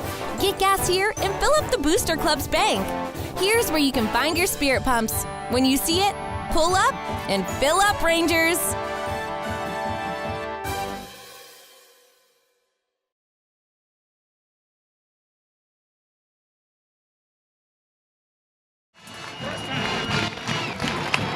And welcome back inside Litoff Stadium, ready for the start of the second half. Rangers on top 9-6 at a low-scoring affair here from Cibolo, Texas. Brant Freeman alongside Jeff Gandy. Smithson Valley again on top by 3. The Rangers scored the final 9 points of the first half. Got a 21-yard field goal from Mason Reed to get on the board midway through the second quarter, and then took the lead with 6 seconds to go. Their first lead of the game, right before the end of the second quarter, on a 1-yard touchdown run by sophomore tailback Darlington Frash. And now Jeff again, as Smithson Valley's offense, a chance to play with the lead to start the third quarter. That's a good position to be in. In fact, Smithson Valley, the Rangers haven't been in this kind of offensive situation in a long time. So being ahead by 3 points, having the ball first of the second half, great opportunity to put some more points on the board, establish some rhythm, and have some momentum going into this game, rest of the game. Smithson Valley this season 2-0 and it holds a lead at halftime. Obviously the 2 wins this season coming over Canyon and East Central. With all due respect, though, to the Cougars and Hornets, not quite the challenge the Knights present. Let's see how the Rangers handle their lead as we start the second half.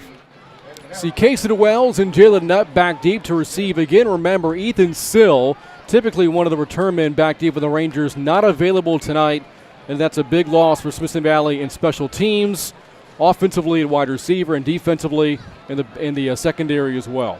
Yeah, he does a little bit of everything, doesn't he? He does. It's almost like a Swiss Army knife. He can do anything out there, and so when he's off the field, I mean, you can see the results when he's not in the game. Now, we saw the Rangers offensively make a strong dedication to running the football. Really effective first half for both Frash and quarterback Levi Williams. Probably would expect a little bit of the same thing. They may mix it up a little bit better. I know they'd like to get Levi a little bit of a hot hand. If he can complete a few passes and get his rhythm down, that would also help out the running attack then. To kick the ball away for Steele is Zachary Simmons. And this third quarter is underway off a short kick. And fielded on the run by Nutt. Nutt with a nice return out to the 40-yard line. The Rangers a good starting spot of this upcoming third quarter possession to start the second half, leading 9-6. And there is the senior quarterback Levi Williams, 12 career wins as a starter for Smithson Valley, one of them on this field a year ago. A 43-20 win then over Steele. From his own 40, Williams hands off to Franco, and on first down, Franco takes the defender with him to the 43. 3-yard pickup there, first down to bring up 2nd and 7 on the tackle for Steele was Christian Baldelamar. You know, Brent, we mentioned during the pregame is that I think it's going to be about the men up there in the trenches that's going to define what's going to happen in this football game. I would say right now the Smithson Valley, both offense and defensive line, has done a great job. Yeah, right now they are winning that battle of the trenches here tonight, evident by the scoreboard. Second down run for Darlington Frash is corkscrewed down by the defender at the 47. Stop made by Jalen Reed. And the Rangers pick up 3 more yards there. Yeah. Third down and a long 3 to go. Well, you say a long 3, but it is a manageable 3. And for the way the Rangers have been running the football here lately with both Levi Williams and Frash, this should be something they could pick up. Early third quarter, 1 minute gone by, 3-point Ranger lead. It is a run for Williams, a quarterback, and he barrels his way for the first up to the Steele 48-yard line, more the same of what we saw in the first half. Yeah. And again, it's just that delayed quarterback read, and he's kind of picking his hole right up the middle. And the offensive line, the interior front line of Logan Smith, Mausagimba, Smith, Brooks, and Coveney, they're doing a great job of containing that front four of the Steele Knights. And really seeing a lot of Williams' runs come between center and guard. Yeah. On first down, here's a run up right guard for Franco. And how about Mark Franco, another impressive Ranger gallop down to the 39-yard line for 9 more yards, second down and 1 to go. I think what we're seeing too, that last play, for instance, is a good example, is that sometimes the Smithson Valley lineman, like that time 65 Makangimbo, he was able to get to the second level and seal the linebacker off where he can't get into the flow to make the tackle, and it gives Franco and Frost an opportunity to pick up those extra yards. On second down and short, Williams hands to Franco again behind left guard, turns out another Ranger first to the Steele 35-yard line. They're not doing anything fancy, it's just running between the tackles. And as if they keep moving the chains, again, being ahead of the chains means it's second and short, third and short. That's the situation that Coach Larry Hill, when he calls the play, that's what his goal is on that particular first down. And we talked about playing with the lead for the Rangers. This is their opening drive of the third quarter, and it's already taken off 2.5 minutes off the clock. On first down here is Williams putting his head down and lumbers forward to the 30, making the 31 for 4 yards there before he is dragged down by Carter. And now second down and 6 to go. Interesting call here. Second and long, but you know what? They've been running left, running right between the tackles. Maybe a little play action pass. Maybe they're setting something up for a little quick hitch to the wideouts. Great opportunity to do this. Full moon out tonight here at Linoff Stadium. From our view here, the press box after the far side of the field. Second down and 6 to go from the 36-yard line. Williams trying to bounce it to the outside, slicing it back inside.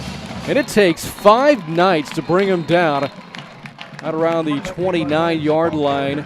About 2.5 yards there for the Rangers' senior quarterback. And now third down and 4 to go. Yeah, they kept wanting to go outside the tackle the last 2 plays. They didn't get as much yardage. Again, when we look at the Steele defense, they've got a lot of athletes that have a lot of speed. So the wider you go horizontal, it gives their pursuit the opportunity to come and get you.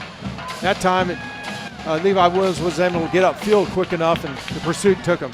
Haven't seen a single pass on this drive. We won't see one here as Mark Franco picks his way through the nice defense and drives down to the 20-yard line for 9 more yards. First down, Smithson Valley. I tell you what, 52, Devin Smith, 6'4", 240 junior, center for the Smithson Valley Rangers, did a nice job just moving his man, Christian Baltimore, 5 yards off the line of scrimmage. Great job. More than 4 minutes off the clock, third quarter. Smithson Valley on top, 9-6. Touchdown here in this drive makes it a 2-possession lead. A field goal keeps it a 1-score game. On first down, Williams again calls his own number, the number 13, and moves the legs forward to the 17-yard line for 4 more yards. And you got to wonder, how much of a physical toll the Knights front seven can take here, because the Rangers are getting a lot of push up front. They are getting a good push, and again, credit that whole interior line and taking a lot of time off the clock too. We're halfway through the third quarter, still on the opening series. Yep, 5 minutes now expired off the clock. Second down and 6 inside the red zone. Williams facing a blitz, hands off to Frash, bouncing it to his right. Looking for a block in a lane as a flag flies behind the play. As Frash is going to lose yardage to the 19-yard line, but we'll check the penalty marker. Yeah, this may be offensive holding, unfortunately. It looked like Coveney had a piece of jersey on the defensive end, and that gave Frash the opportunity to get around the corner. Yeah. It's a hold against Smithson Valley. And Steele will accept that one to make it 2nd and 16. It's okay to use your hands. It's okay to grab inside the shoulder pads. But when the defender is trying to make separation and the body turns, referees will always call it if you still have a hold of that jersey. And that's what happened at Copeland. That's the moment you have to disengage if you're the blocker. You do. Second down at 16. So 2nd and 16 now from the 27. Teetsman, Radaball, and Rivera the receivers on 2nd down and long. Williams on the draw to Frash up the middle inside the 20. Crawls forward to the 18, so gets the penalty yardage back on a gain of 9 yards there, close to it. And now 3rd down and 7 to go. 3rd down and 7. Interesting call here. What do? You try to pick up the first down. You just try to get in position. What is that call going to be? You going to throw the football in this situation or not? They've had a lot of success just running between the tackles with Frosch. Rangers using up a lot of the play clock. They have plenty of time, though, as signals come in for the sidelines. Williams relays those to his teammates, and here we go. 3rd down and 7 inside the 20. Williams on the throw. It's incomplete, or is it picked off? No. It goes off the hands of Rivera, nearly into the hands of the defender, Xavier Player, far side of the field. Brings up 4th down, and it brings out Mason Reed. I kind of like the call if it would have been executed, but it was just a little bit of a too hot of a pass for Rivera to handle it. This a 35-yard field goal attempt. Reed made earlier tonight from 21 yards away, but did miss a PAT.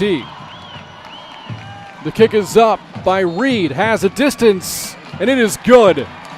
As Smithson Valley doubles its lead, now on top 12-6. With an even 6 minutes to go in the opening quarter of the second half. 3rd quarter action, Smithson Valley 12, Steele 6. This is Smithson Valley High School football on the Rangers Network. Snoring, sleep apnea, teeth grinding, daytime tiredness. It's time to solve the problem. Dr. Matt Bayless and Summerhill Dental are right here in the Spring Branch Bulverde community and can help you stop snoring without the use of loud, uncomfortable machines. Summerhill Dental is your partner in getting a better night's sleep tonight. Our appliances are a proven solution to stop snoring and sleep apnea. No CPAP, no surgery. Log on to summerhilldental.com or call Dr. Bayless today. Our family at Summerhill Dental is part of the community, and we've either been or soon will be. Dr. Matt Bayless and Summerhill Dental have been taking care of Ranger smiles for over a decade because we are your Smithson Valley dentist.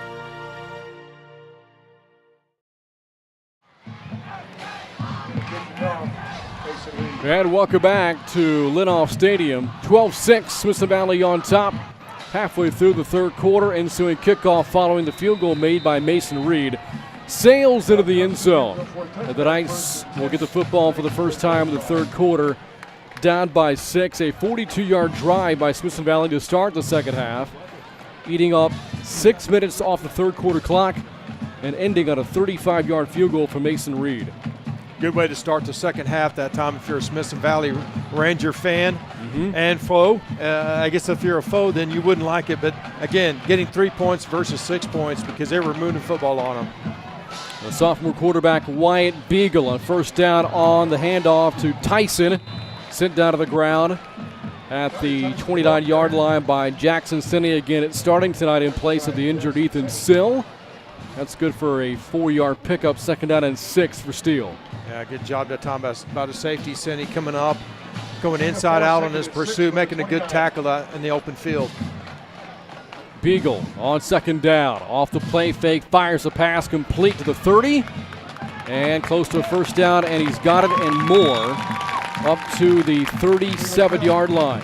Catch made by Tyron Smith, veteran player for Steele, picks up a 1st down. Quick hitch out there to Smith, who was split out wide on the top side of the field, and they got enough for the 1st down. Good inside pursuit by Livingston, making the tackle as well. Smith was in on a big play last week in the win over to Broncos, a 57-yard touchdown run. On 1st down here, bobbled completion, hauled in by Daniel Jackson. Off his hands for a moment, reeled it in and takes it up to the 47 for 9. 2nd down and 1. Remember, Daniel Jackson had that long catch to end the first half. The Rangers making the tackle just outside the 15-yard line. Well, now you have Steele moving the football, but mixing it up, a little run, a little pass, a little quick pass. You know, it's just going to be a matter of time that Steele's going to try to get Jackson more into the game plan, Brent. On first down for the 48s, Beagle, long handoff, and a blatant face mask penalty will be called here against Trey Moore. Got his mitts around the face guard of Jalen Jones, again playing running back for Steele, and this will be a gift-wrapped first down for the Knights. Yeah, that's unfortunate because actually Trey Moore did a nice job of getting upfield, getting off the block and getting upfield, but when he was trying to reach for the jersey or trying to reach for the block carrier, his hand inadvertently went around the face mask, and the referee was standing right there. Both teams have had their issues with flags in district play.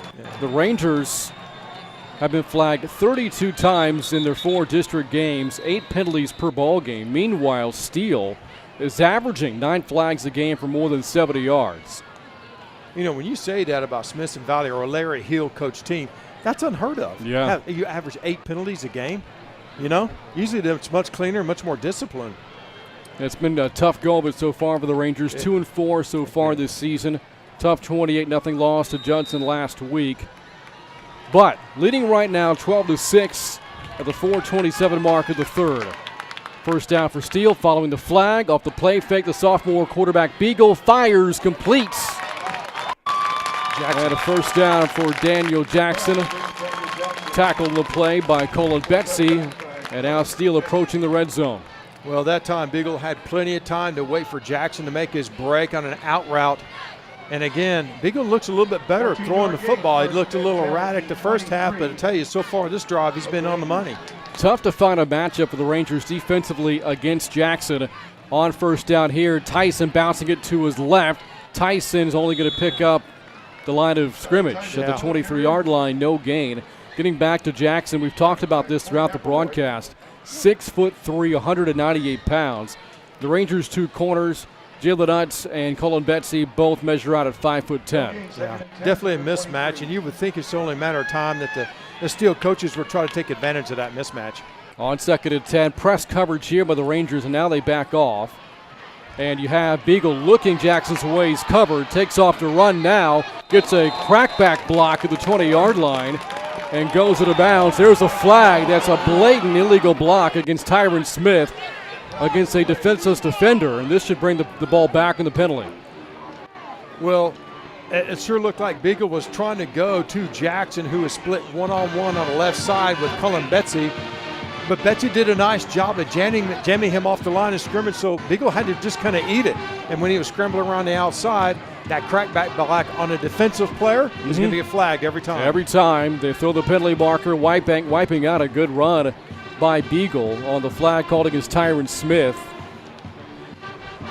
And we just were talking about the Ranger penalty that gave Steele the first down earlier on this possession. Well, this flag puts the Knights behind schedule. Marks it back at the 36-yard line. And second and long now for Steele from the 36. Beagle facing a 4-man rush. Throws over the middle, incomplete. Looking for Jackson, broke it up by Greg Eggleston. And with incomplete pass, it's now 3rd down and 25. Yeah, I'll tell you what, if the Steele coaches can get that back, Tyrone Smith, number 6, was wide open on the left side. I think that a case there of Beagle only going through his first progression. Exactly. Looking for Daniel Jackson. And he would be my first spot to look for. Actually, don't blame him. But to your point, I mean, you got to look, if he's covered, you got to go to second or third option. And he didn't do it. If you're thinking about a manageable field goal attempt for Steele, the long on the year for Zachary Simmons is 26 yards. That would make it the 9-yard line. At that point, it would be a first down for Steele. So if they don't get a big chunk here, it might be time for a punt for the Knights on what is 3rd down at officially 23. There's not a whole lot of real estate to punt in, though. It'd be almost like just a little pooch punt. And the Rangers are playing very soft coverage here in the secondary. Beagle on the rollout, looking to his left, taking a shot towards the end zone for Jackson, off the hands of Betsy. Over the top coverage, step for step there with Jackson, brings up 4th down. Good in and out position that time by the safety and the corner, Betsy. In and out on Jackson. He really didn't have a chance to that ball had to be perfect right in the bucket to be able to make that reception. It just was a little erratic. Steele's offense stays out there. Might see a pooch punt here from Beagle. If I'm the Rangers, I'm taking everybody back in the secondary. And they are playing 20 yards off the ball. It is a pooch kick, though, by Beagle. Takes a bounce inside the 10, inside the 5, and rolls into the end zone for a touchback. Well, good series that time by the Ranger defense. They bend a little bit, but they didn't break. And, of course, that illegal crackback block helped them out tremendously. 3:10 left, third quarter. Smithson Valley on top, 12-6. Once down, 6-0. The Rangers defense has really buckled down and played very well since Steele took the opening drive, 75 yards. They have not scored since then, or really come all that close. Yeah. And now first down for the 20-yard line for Williams on the offense. Trying to build upon the 6-point lead. It is a run for Frash up the middle. Turns out a couple to the 22-yard line before he's cut down by Cromartie. 2nd down and 8 to go. Frash that time taking that little kind of a dive off the right-hand side behind Taylor Brooks and Ronald Company. And it's been working most of the night. That time, pretty good job that time by the defensive front four, though, for the Steele Knights. Not a whole lot there for Frash. A win tonight by Smithson Valley puts the Rangers very much in the driver's seat for one of those 4 playoff spots in a very competitive 26-6A district.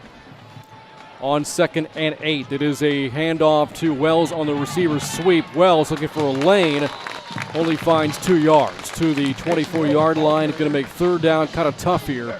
3rd down and 6 to go. Yeah, that's a lot of running with the football to get nowhere, especially after a team like Steele's defense, who has so much speed, Brandon, and they can get to the perimeter to the outside so quick, they can close it down. Yeah, there has not been a whole lot of real estate running wide for the Rangers. A lot of success, though, running between guard and tackle. And now 3rd and 6. The receivers are Gilliam, along with Wells and Rivera. On 3rd down, Williams back to throw. Great protection, airs it out, deep to the far side for Rivera. Stumbles, and the pass is intercepted by Player. Player tackled right away by Rivera, then fumbles the football. Rivera dives on it, and the Rangers, do they get it back? No, the official says that Player was down first. The Rangers sideline, but side itself, and a flag flies as well, right in front of the Smithson Valley bench. It sure appeared that Player did fumble the football before going down. I will say, though, that provided this play holds, that's as good as a punt if you're Smithson Valley. As good as a punt. Of course, you didn't want to have to punt the football to begin with. But that pass actually was on the outside. If he would have let him more inside, the receiver had inside position, could have ran to it to make the reception. And I tell you, I was seeing whoever and again, I apologize, I didn't see the number, but whoever the 3rd choice on that pass was wide open. All Levi had to do is just check it off the long ball and dump it to the side. There was no one out there. I believe the flag was just a sideline warning against Smithson Valley. So, interception by Williams, just his 2nd this year. And now 1st down Steele at his own 31-yard line. With 1:39 to go in the 3rd, it is a running play for Beagle, the quarterback, sent down by Moore. Also good defensive pursuit there by Gibbons for Smithson Valley, or Eggleston, beg your pardon, on the tackles. The flag flies to the 35-yard line. We got holding. Coming back against Steele. Yeah. What a great play that time by Trey Moore. He's been really active tonight, Brent, and especially the 2nd half. He's been in the backfield just wreaking all kinds of havoc, and that's what you want from your front four. Get back there, get penetration, disrupt whatever the play flow is going to be, and make them bounce outside where your help is. 94 seconds left, 3rd quarter. A defensive affair tonight, a 12-6 Ranger lead. And yes, there have been touchdowns in this game, one for each team, but also with missed PATs. That's how you get to the math of 12-6. 1st and 20 now. Beagle from the play fake completes to Jackson. No, he dropped it. Jackson wanting to turn upfield before bringing in the pass. And that leads to an incompletion, and now 2nd down and 20. we can't fault Wyatt Beagle that time. That was right on the money. I think Jackson just turned his head and tried to look upfield before securing the football. Daniel Jackson has an older brother playing Power 5 football at Oklahoma. Defensive end Mark Jackson, a Sooner, former Steele Knights. Younger brother Daniel will be an FBS player himself not long from now. 2nd and 20. Back to throw Beagle. Over the middle, a strike complete to Smith and breaks a tackle. Across the 40, inside of midfield and down to the Ranger 44-yard line. Well, Smith's been open a lot this half, and I tell you what, finally Beagle had his number. He was wide open over the middle between the two linebackers. It was a good pass and catch run after that. And that's what you want to see is what does the receiver do once he catches the ball, how he gets upfield and makes some yardage out of it. Good job. Gain of 35 for the Knights. Beagle from under center turns to his right, hands off to Tyson. Tyson, a nice run. Picking his way through the Ranger defense for about 7 more yards. 2nd down and 3 to go. You sense a little bit of the momentum now has shifted on the Steele side. It had been on the Smithson Valley side, but after that big pass and catch, things have kind of looked a little different. Final 30 seconds, 3rd quarter, 12-6 Ranger lead. Steele threatening, though, at the Smithson Valley 37-yard line, faced with 2nd down and 3. Beagle from the gun, and the right tackle moved. Or I beg your pardon, Steven Atkins is, Steele was playing with 2 tight ends there. Atkins the one that jumps, and Steele goes from 2nd and 3 to 2nd down and 8. That can make a big difference right here. Because you're kind of in that middle of the field, no man's land. You really have to pick up this 1st down to have any opportunity to score. Penalties have played a huge role in this game so far tonight. Yeah, it sure has. And for Steele, a couple of killer ones here in this 3rd quarter offensively. Should be the final play of the 3rd quarter. Beagle to throw. Good protection. Unloads a pass. Open man. Jones overshot him. Jalen Jones got behind the defense of Jalen Nutt, but the pass is off target, and the Rangers will take a 6-point lead going to the final 12 minutes. Your score at the end of 3, Rangers 12, Steele Knights 6. This is Smithson Valley High School football on the Rangers Network. Chicken Express is the place for legendary chicken tenders, the freshest sides, and the best sweet tea in Texas, Chicken E Sweet Tea. Let's give a big thank you to the Brown family for supporting all the high schools in the area for over a decade. Dine in, drive up, or drive through.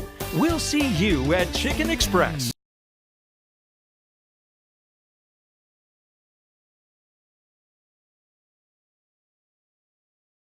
Our family at Summer Community, and we've either been Rangers, are Rangers, or soon will be. Dr. Matt Bayless and Summer Hill Dental have been taking care of Ranger smiles for over a decade because we are your Smithson Valley dentist.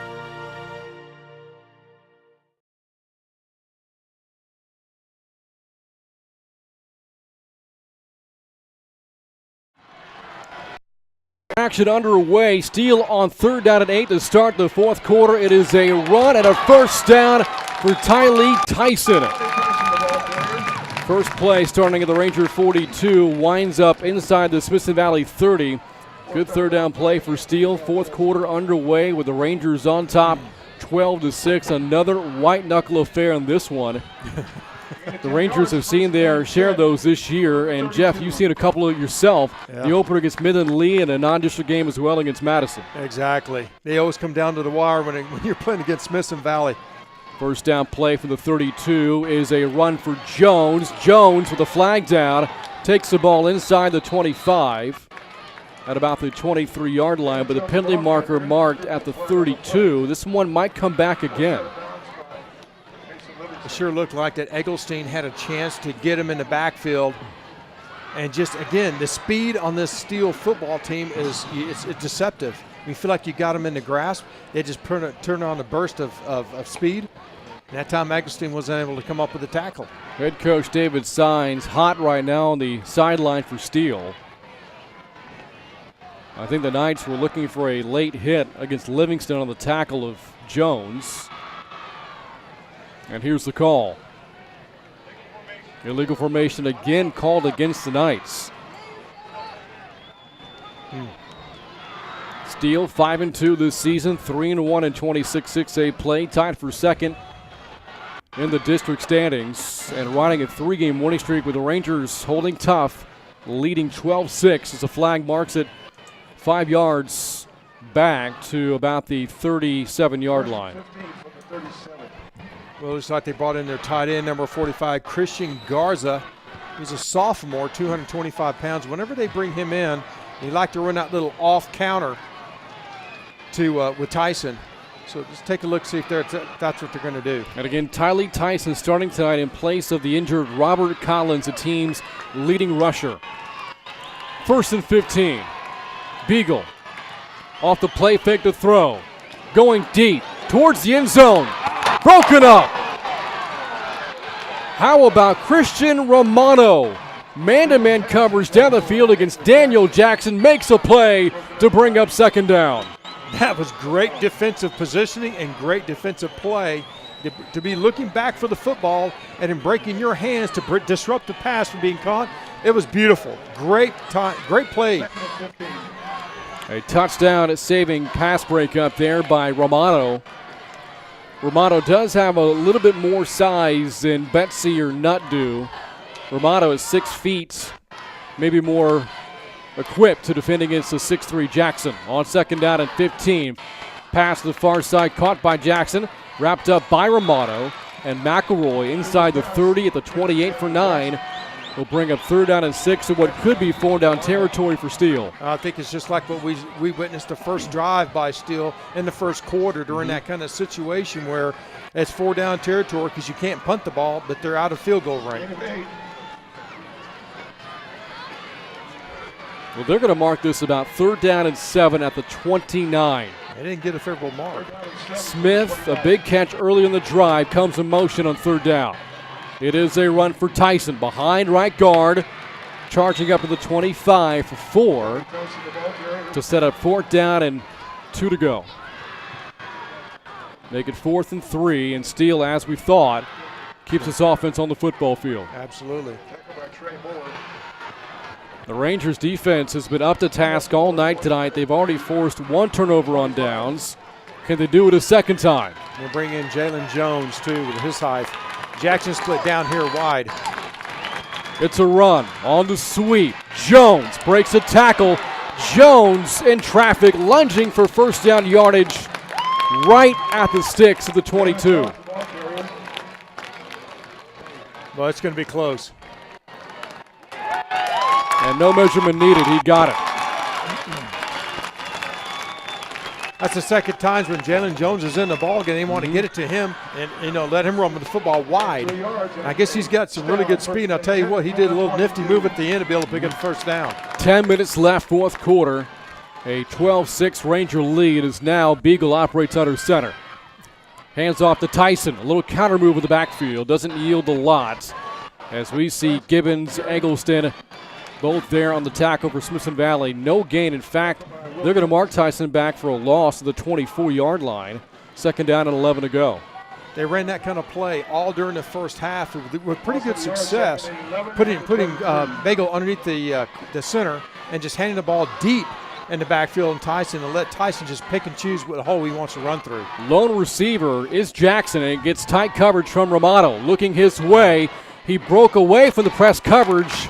It has to catch the sidelines for a 1st down inside the 10, but a flag marked back at the 21-yard line. Right around the point where both Romano and Jackson were engaged. It's going to be against Smithson Valley. Offsides a call against Romano, declined, and now goal to go for Steele at the 5-yard line. Yeah, that was, I'll tell you what, Jackson did a nice job getting away from the press coverage from Romano, be able to swat and swim in and get it in the open field, and Bagel did a nice job just getting him the ball right in the breadbasket. 1st and goal from the 5. The deepest the Knights have been since their opening drive of the game. Here is a run for Tyson, cutting it upfield, and ties the game. Flag is in, though. This might come back. Flag back at the 3 as it stands right now. It is a 12-12 game, and this one's coming back. hold against Steele. Wow. Huge. That is huge. The Knights just can't seem to get out of their own way in the second half. So many flags negating big offensive plays. And, you know, they wouldn't have called that unless it was obvious because it was a quick hit and run and play right off the tackle. And unless someone had turned the body, grabbed and tackled someone, they would have flown it. They would have thrown the flag. And now it's goal to go from the 13 and first down with 9:19 left and the Rangers on top by a touchdown. Beagle looking to throw. Nobody open to his left. Takes off to run. Beagle looking for the sideline. He's got it and out of bounds at the 4. Forced out by McElroy. 9-yard gain there to bring up second and goal. You know, Beagle showed some wheels that time when he had to scramble and get outside. You know, he's been throwing the football or handing the football off most of the game, but he actually has 3 touchdowns and 161 yards of rushing the ball. So he can run the football effectively. On second and goal, Beagle gives to Tyson, looking for the corner, lunging forward. Did he get in? No signal yet. And they're going to mark his knee down and place the ball inside the 1-yard line. Yeah. Great play that time by Corey McElroy, getting out there, scraping from his linebacker position. You'll be able to make the play and keep him out of the end zone. Big package comes in here for Steele as we see Atkins check in at tight end. Yep. So we'll see 2 tight ends on goal to go inside the 1. Beagle under center. Keeps it himself. Beagle pushing the line forward. And did he score? I don't see the hands up yet from the officials. I don't think he scored. He did not. Or no, he did, I beg your pardon. A delayed call there, and we are now tied at 12. Yeah, it was just a good old school quarterback sneak. I don't know what the situation was with the referees, but he looked like he made it by 2 or 3 yards. And again, this is not a gimme here. Both teams have missed point after touchdowns tonight. I don't know what you're talking about. Zachary Simmons for the lead. That miss early this evening, his first one of the year. Off a high snap, this kick is up. Simmons this time is good, and the Knights are back in front, 13-12. 8:16 left, fourth quarter. This is Smithson Valley High School football on the Rangers Network. Smoky Mo's is great. You can feed a whole bunch of people on a little bit of money. It's perfect for Friday nights. My boy's a football player, and this fills him up. The brisket is awesome. I like briskets and sweet brisket. I can say it. They have the best turkey, brisket, sausage in all of Comal County. I agree, and the kids love it too. You're never going to play offensive line for the Rangers eating salad. Come get some beef. Get your dog up. Go Rangers!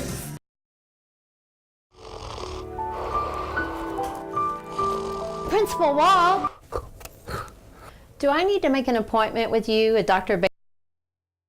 Baines so you can get a better night's sleep? Yes. Yes. Yes. Dr. Bayless and Snoring Solutions can help you get a good night's sleep without the use of CPAP machines or surgery. Visit Snoring Solutions today. Linoff Stadium, Steele back in front, 13-12, 8:20 left, fourth quarter. A 1-yard touchdown run by Wyatt Beagle. The only 2 scores of the night for Steele have come off the legs of their sophomore quarterback Beagle. Steele leading for the first time in the second half now. Here is Simmons' ensuing kickoff. It's short. And it's picked up by Nutt at the 25. Jalen Nutt is dropped out of bounds at around the 32-yard line. Ranger football down by a point with a little more than 8 minutes to go in the fourth quarter. You know, I think the Smithson Valley offense is in good hands with senior Levi Williams with all of his game experience. I think this is the type of game where we're going to see him really shine. And I'll tell you, he's done a great job with his running and with his legs, but he's also done a pretty good job with his throwing as well. We'll see what the play call looks at this time on this drive, how they mix it up. You will see Fortone, the low setback here on first down. Williams keeping it himself, looking for a lane, and spun down at the 36 for 5. Second down, 5 to go for the Rangers, approaching 8 minutes to go in the fourth, trailing by 1. Nothing would be better right now than a slow, methodical drive and take all the time off the clock and go down the field like they did starting the second half. So many down-to-the-wire games this year from the Rangers, involved in another one here with a lot on the line. On second and 5, here's Franco on the carry. Franco with a nice burst across the 40. Close to the marker, and they'll give him 4.5 yards just beyond the 40-yard line to bring up third down and short. Running behind Logan Smith, 6'4", 245 senior. He did a nice job coming in, sealing the linebacker. That gave Franco that little bit of that crease he needed on that left-hand side. Huddle breaks, and Williams goes to work out of the shotgun. On third down and less than a yard. Motion from Wells. On the keeper, Williams breaks a tackle in the backfield, putting his shoulder pads down, and garners the first at the 42-yard line at a gain of 2. Yeah, not a very sexy looking play, but I tell you what, it's good for the first down. That's all that matters. You just needed 2 yards.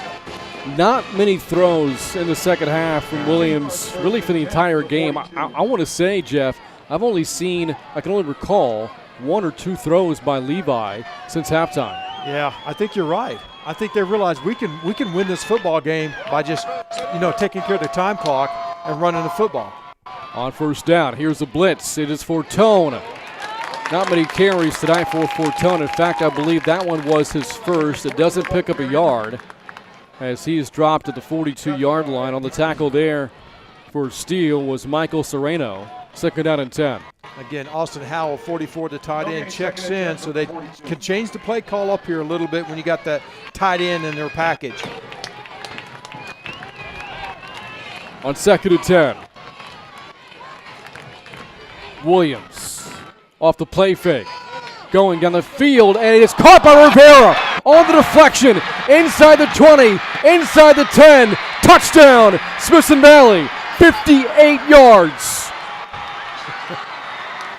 That's just great concentration and never giving up on the football and keeping your eye on it, bringing it in. That's just a great play that time. Exactly what the Rangers needed at this point in the football game.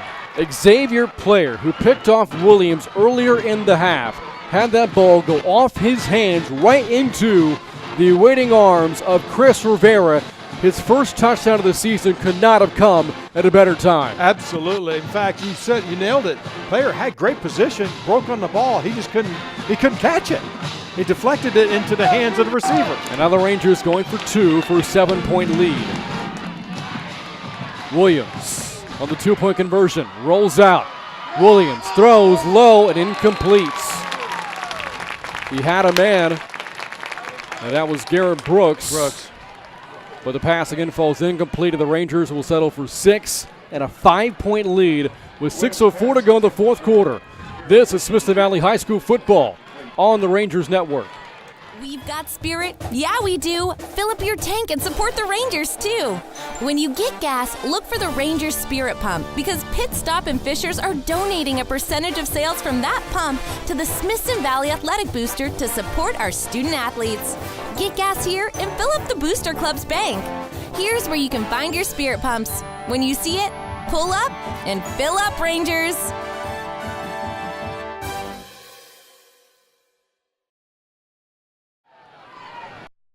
Welcome back to Linoff Stadium. Smithson Valley coming off a home run play. 58-yard touchdown pass. Levi Williams hooking up with Chris Rivera for the Rangers, their longest passing play this season by more than 20 yards. And it comes in the fourth quarter of a 26-6A game to put Smithson Valley on top 18-13. Well, you just sensed something good had to happen because the Rangers have been working so hard offensively, and that was the play we needed. 2-point conversion was no good, keeping the Ranger lead at 5 as the fair catch is called for and made by Darren McKnight at the 20. That will take the ball out to the 25-yard line. 6:04 left, fourth quarter. Steele coming off a touchdown drive of its own with the football. Both teams, all 3 timeouts left. But an important drive coming up here for Steele. Yeah, real important for the Ranger defense to rise up and try to get 3 and out, or at least stifle their drive and get the ball back in your offensive hands so they can eat some more time off the clock. And I've been real impressed with how they've been methodically running the football and being in front of the chains for a chance. How about that? Chains for change. Change for change and for a chance. I like that. On first down, it is a run for Tyson, sent back. Holbeck and Eggleston, both there for Smithson Valley. Credit Will Gibbons as well. A loss back to the 19-yard line of 6. Brings up 2nd and 16. And a Steele player, it's Tyson, slow to get up. Yeah, I can't tell if it's his shoulder or his elbow or something, but I'll tell you what, this Smithson Valley front 4 defensively has blown that play up. And I tell you, there's a host of 3 or 4 Rangers that just really got after Tyson and slammed him to the turf, and he's hurting right now. And this already is short-handed backfield for Steele without Robert Collins, without DeQuavion Thomas, and now without Tylee Tyson.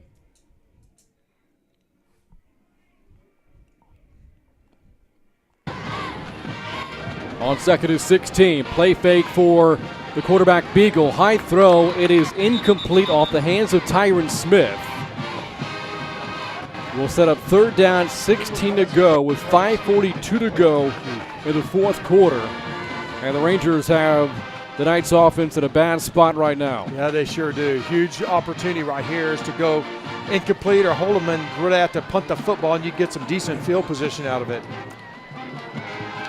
Huge play. If you're Smithson Valley, you might want to double cover Daniel Jackson here. Lines up against Nutt to the right of Beagle. On 3rd down and 16, the sophomore back to throw, facing the blitz, steps up and throws high. It is complete at the 28-yard line, beg your pardon, the 32. Not enough though for the first down, brings up 4th and 4 for Steele. Following the catch made by Smith. And what will Coach Sines do here? Well, you feel like you're going to have to go for it because you're not going to punt him out at your advantage. You're going to have to go for it here. Yeah, they will. 4th down and 3 with the risk you run here if you're Steele. If you don't get this, Smithson Valley takes over deep in Knight territory. And now Coach Sines calls for timeout. Play clock was winding down. And time to think about this decision, but also an important timeout burned by Steele. That's their first. They have 2 remaining. Looked like they put Jalen Jones one-on-one over there with Betsy on the far side. I think they want to get that kind of matchup. They really do, because they don't need, 4 or 5 yards for the first down. That's all you need. I wonder, something though, quick hitch or something. But Steele's been able to run the football with more success here in the second half. Now, you do have athletic receivers in Jones and in Jackson. Arguably, they have matchup advantages against Smithson Valley's corners, but on 4th and 3, do you trust your sophomore to make that throw, or do you trust your running game? You know, it's a great question. If I'm the quarterback, I think Beagle's been throwing the football good the second half.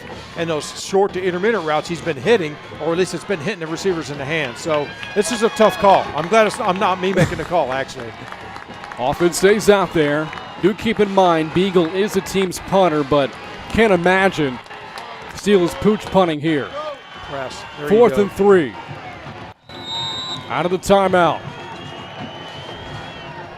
The sophomore quarterback takes a snap. It's a free play at an offsides jump by the Rangers. The pass is nearly picked off at the far sideline. Is it a catch? I think he's out of bounds. No? They're saying Jones made the catch at the 45-yard line for the first down. A free play for Steele. Heads-up play by Beagle to take a shot anyway, knowing he had a first down either way, and completes it to Jalon Jones inside of Ranger territory. And we're going to have a referee huddle and talk this out. From our angle, it looked like he was out of bounds, but it's a catch. Yeah. And it was offsides by the Rangers anyway, so they would have had enough for the first down, even if it was an incomplete pass. But a difference there of 5 yards and what winds up being 23 in the pickup. And again, Jalon Jones coming in and being involved in the offensive call. It's amazing. 5:29 left, 5-point Ranger lead. Steele's football to 45. Whistles before the next snap. As the chains weren't set. 23 yards on there you go. C.J. Bledsoe, by the way, the one in the backfield now, filling in for the injured Tylee Tyson. On first down, Beagle throws complete to Smith. Running left, Smith tripped up at about the 40 and walks it out of bounds at the 42. That's good for 3. 2nd and 7 as we approach 5:20 to go in the fourth quarter. Yeah, Livingston tried to get out there and make the tackle a couple of yards shorter than that, but just couldn't get there in time. On 2nd down, Beagle hands off. Bledsoe stumbles forward to the 39 for 3 more. 3rd and 4 for Steele is Tyson. Good sign for the Knights. We'll check back into the game. And again, believe here, Jeff, 4-down territory for Steele. Absolutely. And the defensive front 4 looks a little bit gassed. You know, you can see them wear down a little bit. This might be an opportunity for a timeout to at least give them a quick break, because this is a crucial time in the game right here. Jackson will line up against Nutt to the right of Beagle, and Smith lines up to his left. And out comes in motion. Beagle on the option, pitches to Smith. He's got room. Smith able to evade a defender, but the flag flies as Smith picks up the first down. This will come back again. Another first down play for Steele, wiped out due to a penalty. Let's hold on here. Unless they pick it up. And yes, yeah, they wave off the flag. He did. Yeah. Good looking play now for a first down. I tell you what, Greg Eggleston had a great opportunity to make a tackle in the backfield and just missed, again, a missed opportunity and missed tackle. We've seen several of those tonight. Smith took that ball to the 34-yard line. 4:41 to go. It's a touchdown or bust drive here for Steele. Field goal doesn't do them any good. On first down, Beagle off the high snap, hauls it in, fires a completion, no, broken up by Betsy. Defending against Smith near his sideline. 2nd down and 10. Good job by Betsy and a great close on the receiver from that pass. I think maybe the high snap kind of helped the timing of that being a little off. Betsy was able to recover and make block the ball down. There have been a few high snaps tonight from Aaron Runn, the center for the Knights, as they set up shop on 2nd and 10. It is a long handoff. No, a keeper for Beagle. Sent down to the 31-yard line. Only 3 yards there on the run. Tackle made by Senny and McElroy. And 4:20 to go in the game. And what is, again, 4-down territory for the Knights, approaching the Ranger 30-yard line. Again, 3rd and long. And what do we think that, Steele's going to do? They'll probably keep doing what they're wanting to do when you've got now, again, Jalen Jones in the game, along with Jackson on the wideouts. 3rd and 7. Beagle looking right. Going deep towards the end zone for Jones. Jones leaps and cannot bring it in. How about the coverage at the sideline by Betsy to bring up 4th down and 7. Huge play that time by Betsy. He had great inside position on Jones. Even though Jones could outleap him, Betsy, because of his position, made it very difficult for him to make that catch. Saw Steele convert a 4th down earlier in the quarter going this direction. This, though, 4th and 7 at the 31. Jones and Jackson again, the receivers wide. Pass is caught by Jackson at the 22-yard line on a strike thrown by Beagle. First down, Steele.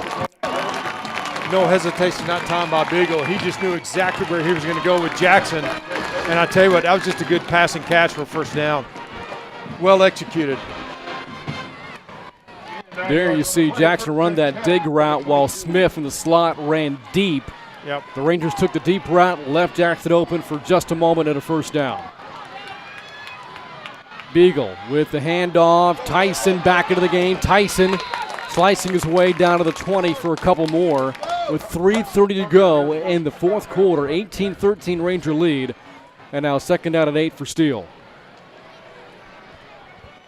crucial time now for the Ranger defense to do something, create some sort of havoc.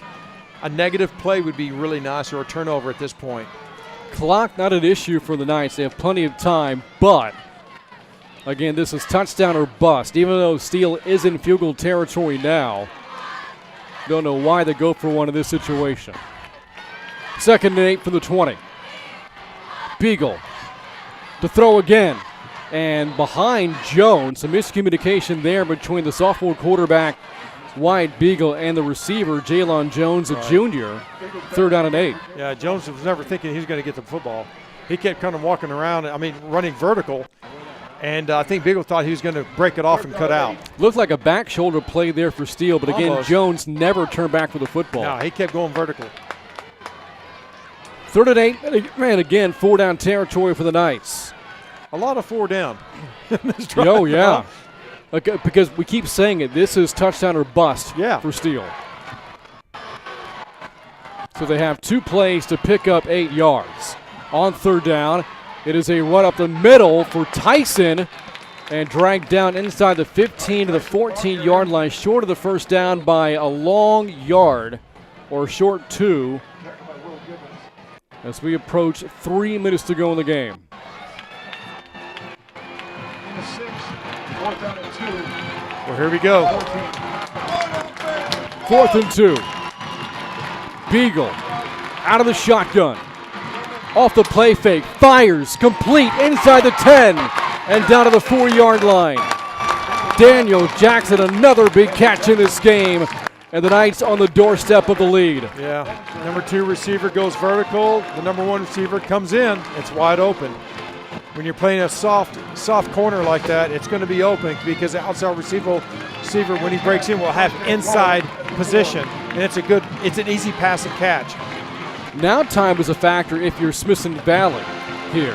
Yeah. Steele is going to take a lot of time between plays here and try to use as much clock as possible before scoring. Yeah, they're huddling up too. Whistles before the next snap. Timeout Steele. And again, time is not a huge factor if you're the Knights, so this isn't a costly timeout in terms of stopping the clock later in the game, provided they do score here. Exactly. So 1 timeout left with 2:25 to go.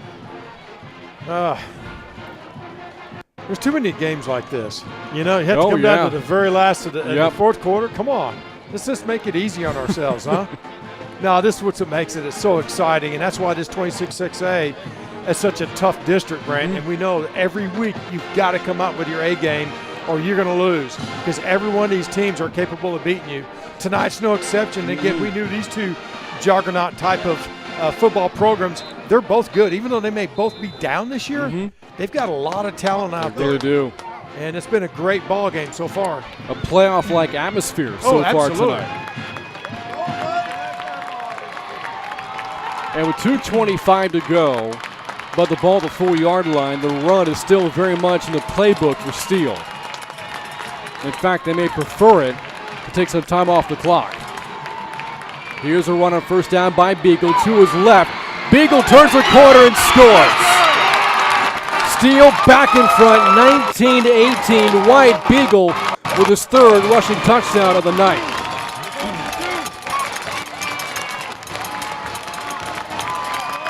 And Steele has to go for 2. They're going for 2. Looking for a 3-point lead. Boy, the missed PATs in this game looming large right now. Yeah. Look for Jackson. He's one-on-one at the top. Beagle with an empty backfield on the 2-point try. Motion from Jackson. And they can hand to him and then reverse to Smith, but the whistles blow before the play. They had the play lined up where it's going to be a throwback to Beagle on the backside. Little Philly special there. Yeah. From Steele. The Philly special, exactly. But the whistle blew before the play. Steele called for a false start. And now the 2-point try comes from the 8-yard line. A stop means a field goal could win it if you're Smithson Valley. Well, it looks like they changed it up. Nutt's going to go one-on-one with Jackson down here. 2-point try. A jump ball for Smith. turns, the pass is incomplete. Broken up by Livingston. The Ranger defense holds. It remains a 1-point Steele lead with 2:19 to go. There's a lot more football to be played in 2 minutes and 19 seconds. There's no telling what's going to happen. Well, don't go anywhere. Much more Smithson Valley football coming up on the Rangers Network. We've got spirit. Yeah, we do. Fill up your tank and support the Rangers, too. When you get gas, look for the Rangers Spirit Pump because Pit Stop and Fishers are donating a percentage of sales from that pump to the Smithson Valley Athletic Booster to support our student athletes. Get gas here and fill up the Booster Club's bank. Here's where you can find your spirit pumps. When you see it, pull up and fill up, Rangers.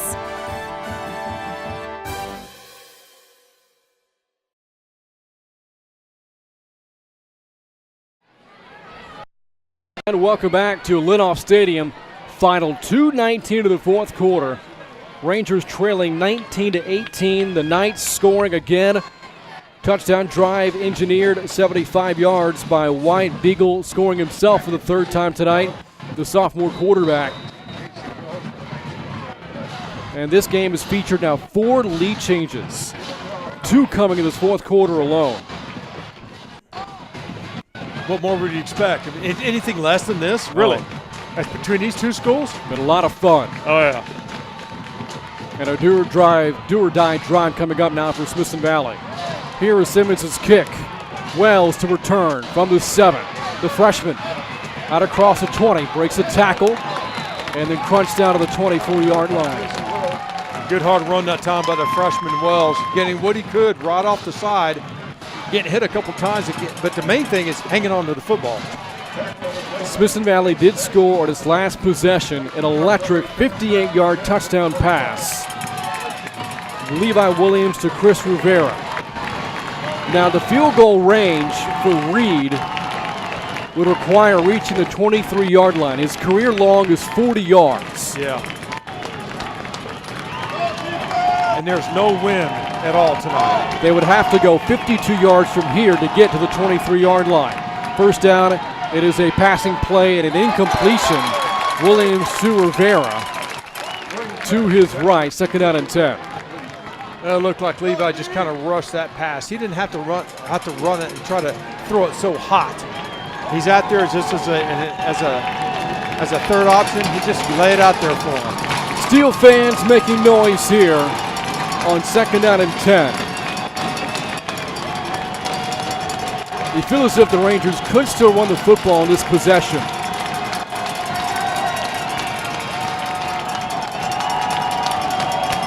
Williams to throw. Over the middle. Got a man at the 45-yard line. Rivera breaks a tackle. Cutting it to his right. Inside of midfield and down to the Steele 48-yard line. Now that was the Levi Williams that I've seen all last year, hitting it right on the money, coming across the middle on a skinny post play to Rivera. That was a huge play right there to get him out of their backs out of the end zone. Gain of 27 yards. Big bounce back game tonight for Chris Rivera. On first down.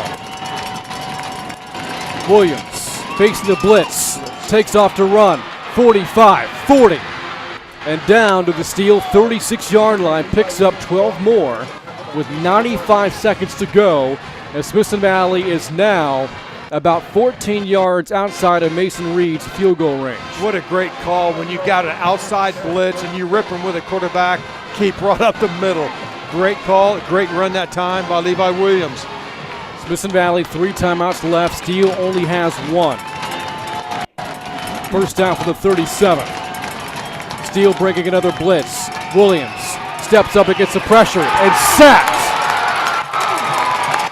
Back to the 45-yard line by Broderick Howard. His 3rd sack this year. Back at the 43, a loss of 7, and the Rangers spend their first timeout. Yeah, I'll tell you, if you want a sack, that would be the time to do it. It looks like he came right up the middle, beat his one-on-one block that time with Taylor Brooks, and made a big play that time for Steele. 68 seconds to go, minute 8 on the clock, 2 timeouts left for Smithson Valley, but now behind schedule here on second down and 17. Yeah. big call right here. You try to pick up as much yardage as you can, get yourself in position for third.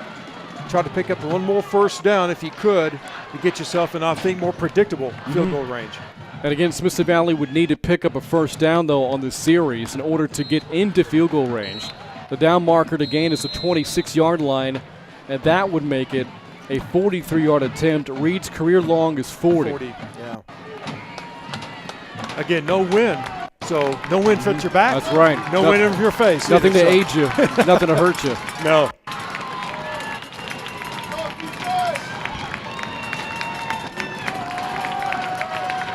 After the timeout, Rangers take the field at offense again. See Frash check in and running back, and the crowd again on its feet. 2nd and 17. Williams off the play fake. Williams throws deep. Got a receiver, Teachman, but it's broken up. Nice play made by Mason Sharp, the junior safety, knocked it away, and it brings up 3rd down and 17. Yeah, you can't blame me. That was just well executed by the safety that time. Sharp, who came across and knocked the ball down just at the right moment. Now, Smithson Valley doesn't need all 17 yards on this play, but they need a chunk to make 4th down manageable. And it appears that Steele is sending 3 safeties back deep, keeping the play in front of them. Williams takes off to run. Williams breaks a tackle, 35 and down to the 34-yard line. So there picks up 9 to make 4th down manageable, and the Rangers call for their second timeout with 52 seconds to go. Well, a different kind of call in that situation, but you know what? It's a pretty good call because they've been getting a lot of mileage out of that little quarterback draw right up the middle. It's just wish you wouldn't have to make up so much yardage out of that kind of play because it's only going to give him that 10 or 12 yards. Right. This is huge. This is kind of the ball game right here. It is. If Smithson Valley doesn't convert, they only have 1 timeout left. This would end the game. And they are not close enough for a true field goal attempt for Mason Reed. This will be 51 yards away, 11 yards further than his career long. All the fans are standing up. I'll tell you what, everything's riding on this play right here. An intense back and forth game all night. Each team trading haymakers. Can the Rangers deliver one more? Here's your game. And Smithson Valley will send out Reed to attempt from 51 yards out. What a call here. A career long for the win, and now Coach Sines calls for his 3rd and final timeout. You think it was a fake? I don't think he was expecting to see the field goal team come out. Exactly. I don't think the Rangers were drawing up a fake there. I can't imagine Reed is going to attempt from this distance. Yeah. Really curious to see what the Rangers do following this timeout. I'm curious to know. I guess Coach Hill didn't think he had a play that he knew would get you 8 or 9 yards. And so you go out there with your field goal team trying to catch your opponent maybe offsides, try to draw them offsides, get you a little bit closer, then you send your offense back out there to pick it up. Reed stays out there, and he's going to give this a shot. A 51-yard attempt for the lead and maybe for the win.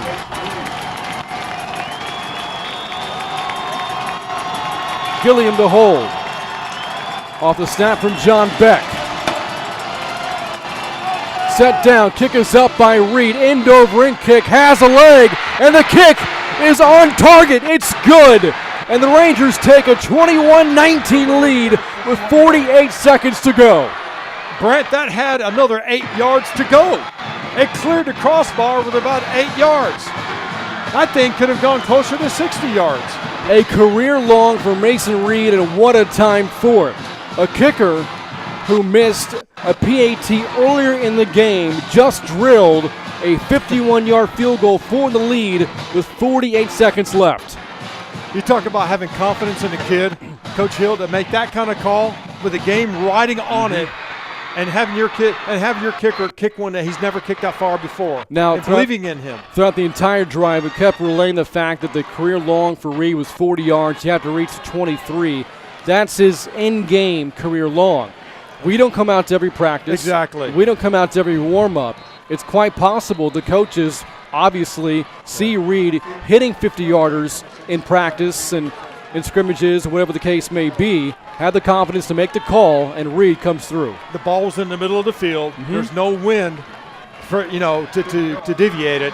It's a great opportunity to kick it if he has confidence in him. The game, though, is not over. However, Steele is out of timeouts with 48 seconds to go, trailing 21-19. And Reed to kick off. Jalen Jones and Smith are back. They're dangerous. It is a short kick. Fair catch called for, made by McKnight at the 18 to take the ball out to the 25-yard line. Now you think about a field goal try if you're Steele. The career long for Zachary Simmons is only 26 yards away. Yeah. That would require taking the ball down to the 9-yard line. And that's 66 yards from this spot. And here we go. You know you're going to have Jalen Jones in there, and you've got Daniel Jackson, main targets, no timeouts, 48 seconds. Here we go. Buckle up. From the 25. Beagle off a deep drop. Pass deflected and intercepted by Witcher. Off the deflection. Trey Witcher comes through with a pick, and the Rangers are going to win it here at Linoff Stadium. Trey Moore came off his defensive end, got his hands up, and deflected the ball. Beautiful technique. When you can't get to the quarterback, get your hands up and jump high. What a turn of events. About 5 minutes of real time ago, the Rangers were faced with 3rd and 17, well beyond field goal range of Mason Reed. They only pick up 9 yards on 3rd down. Reed then drills a 51-yard field goal, and on the very next play, an interception for Trey Witcher ends it as Smithson Valley will pick up his 3rd win of the year, and what a way to do it. 21-19 here in Schertz. Wow, we knew it was going to be a game similar to this. It was going to be a kind of a smash mouth kind of football game. A lot of drama going back and forth. And I tell you what, tonight's game has not disappointed us one bit. Saw Levi Williams take a knee for the Rangers. He will not have to take another one. The final seconds will tick off the clock, and for the second time in 2 years, Smithson Valley comes to the Linoff Stadium and knocks off the juggernaut Steele Knights. Final score from Schertz, Smithson Valley 21, Steele 19. Post-game coverage coming up. This is Smithson Valley High School football on the Rangers Network. Tonight's broadcast is brought to you by Comal ISD. The Comal Independent School District is a fast-growing and innovative district with more than 23,000 students. Families are attracted to Comal ISD because of its family values, neighborhood schools, and safe environments. Come to Comal ISD. And Chicken Express, home of world and legendary Chicken E sweet tea. Dine in, drive up, or drive through. We'll see you at Chicken Express. And Physicians Premier. Our conveniently located freestanding ERs are fully equipped and expertly staffed so you get the best care closest to home. At Physicians Premier, you'll find faster service, friendly doctors, and a comfortable level like no other. And Texas Regional Bank. Buying or building a home? We have construction and mortgage loans to help. For all your personal or business banking needs, Texas Regional Bank. The people you know. And Texas 46, a home-style hill country restaurant, has been in the Spring Branch community for over 30 years, where the focus is on a Lone Star favorite, slow-cooked barbecue. We can cater or host your next large event, too. Welcome to Texas 46.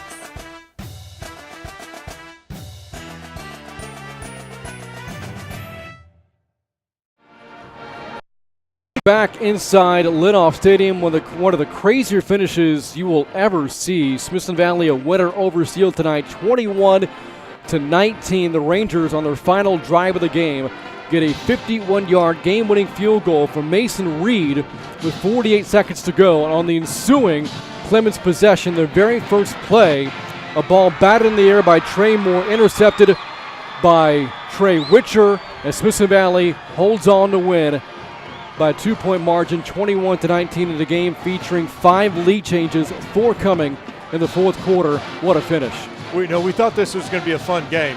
This lived up to it. It's a fun game. Of course, you feel disappointed if you're a Steel Knight fan, but I'll tell you what, for Smithson Valley and its program, and this season, this was a huge win to get them back up at that position of being tied for second place. Now you get the back portion of the district play. They're in good position. The Rangers have now gone through the 26-6A gauntlet of the top dogs, and Judson, Steele, and Clemens to come out of that window of games 1 and 2. What's left now is San Marcos and New Braunfels, so Smithson Valley is very much in a driver's seat for one of those coveted 4 playoff spots. And that's really the goal of all of this, is to get into playoffs, and then basically it's a new season. As we know, a lot of teams look a little different when they get to the playoffs. That's what this Smithson Valley team is getting themselves geared up for. You know, the Rangers offensively, again, didn't light up the scoreboard, but did enough here this evening. They got some big plays. They came up with gutsy drives in the fourth quarter. The big 58-yard touchdown pass from Levi Williams, hooking up with Chris Rivera, and then the game-winning drive. Williams coming up with a big play on 3rd and 17 on a quarterback draw, picks up 9 yards and got into field goal range for Mason Reed, who again makes a 51-yarder. But defensively tonight, Smithson Valley holding Steele. Now, granted, the Knights not as good on offense as we've seen from Knights teams in years past, but did a very good job tonight in keeping the game manageable for the offense. Brent, we said it on the onset of the football game. It had to be a team component. And the whole team had to play well. The defense had to play well. The offense had to come up when it needed to. And the kicking game had to come through. Oh, boy, did it All ever. 3 phases had to play well to win tonight. And really, the Smithson Valley team this year in 2018, that's their MO. They've all got to be clicking on cylinders, all cylinders for them to be able to win. They did that tonight. And again, what a finish here from Linoff Stadium. We'll have a full recap of the game coming up next week on Inside Rangers Football. Well, that's going to do it for our coverage here this evening on behalf of our entire Rangers Network crew. And for my broadcast partner, Jeff Gandy, I'm Brent Freeman, saying once again the final score, Smithson Valley 21, Steele 19. This has been at Smithson Valley High School Football on the Rangers Network.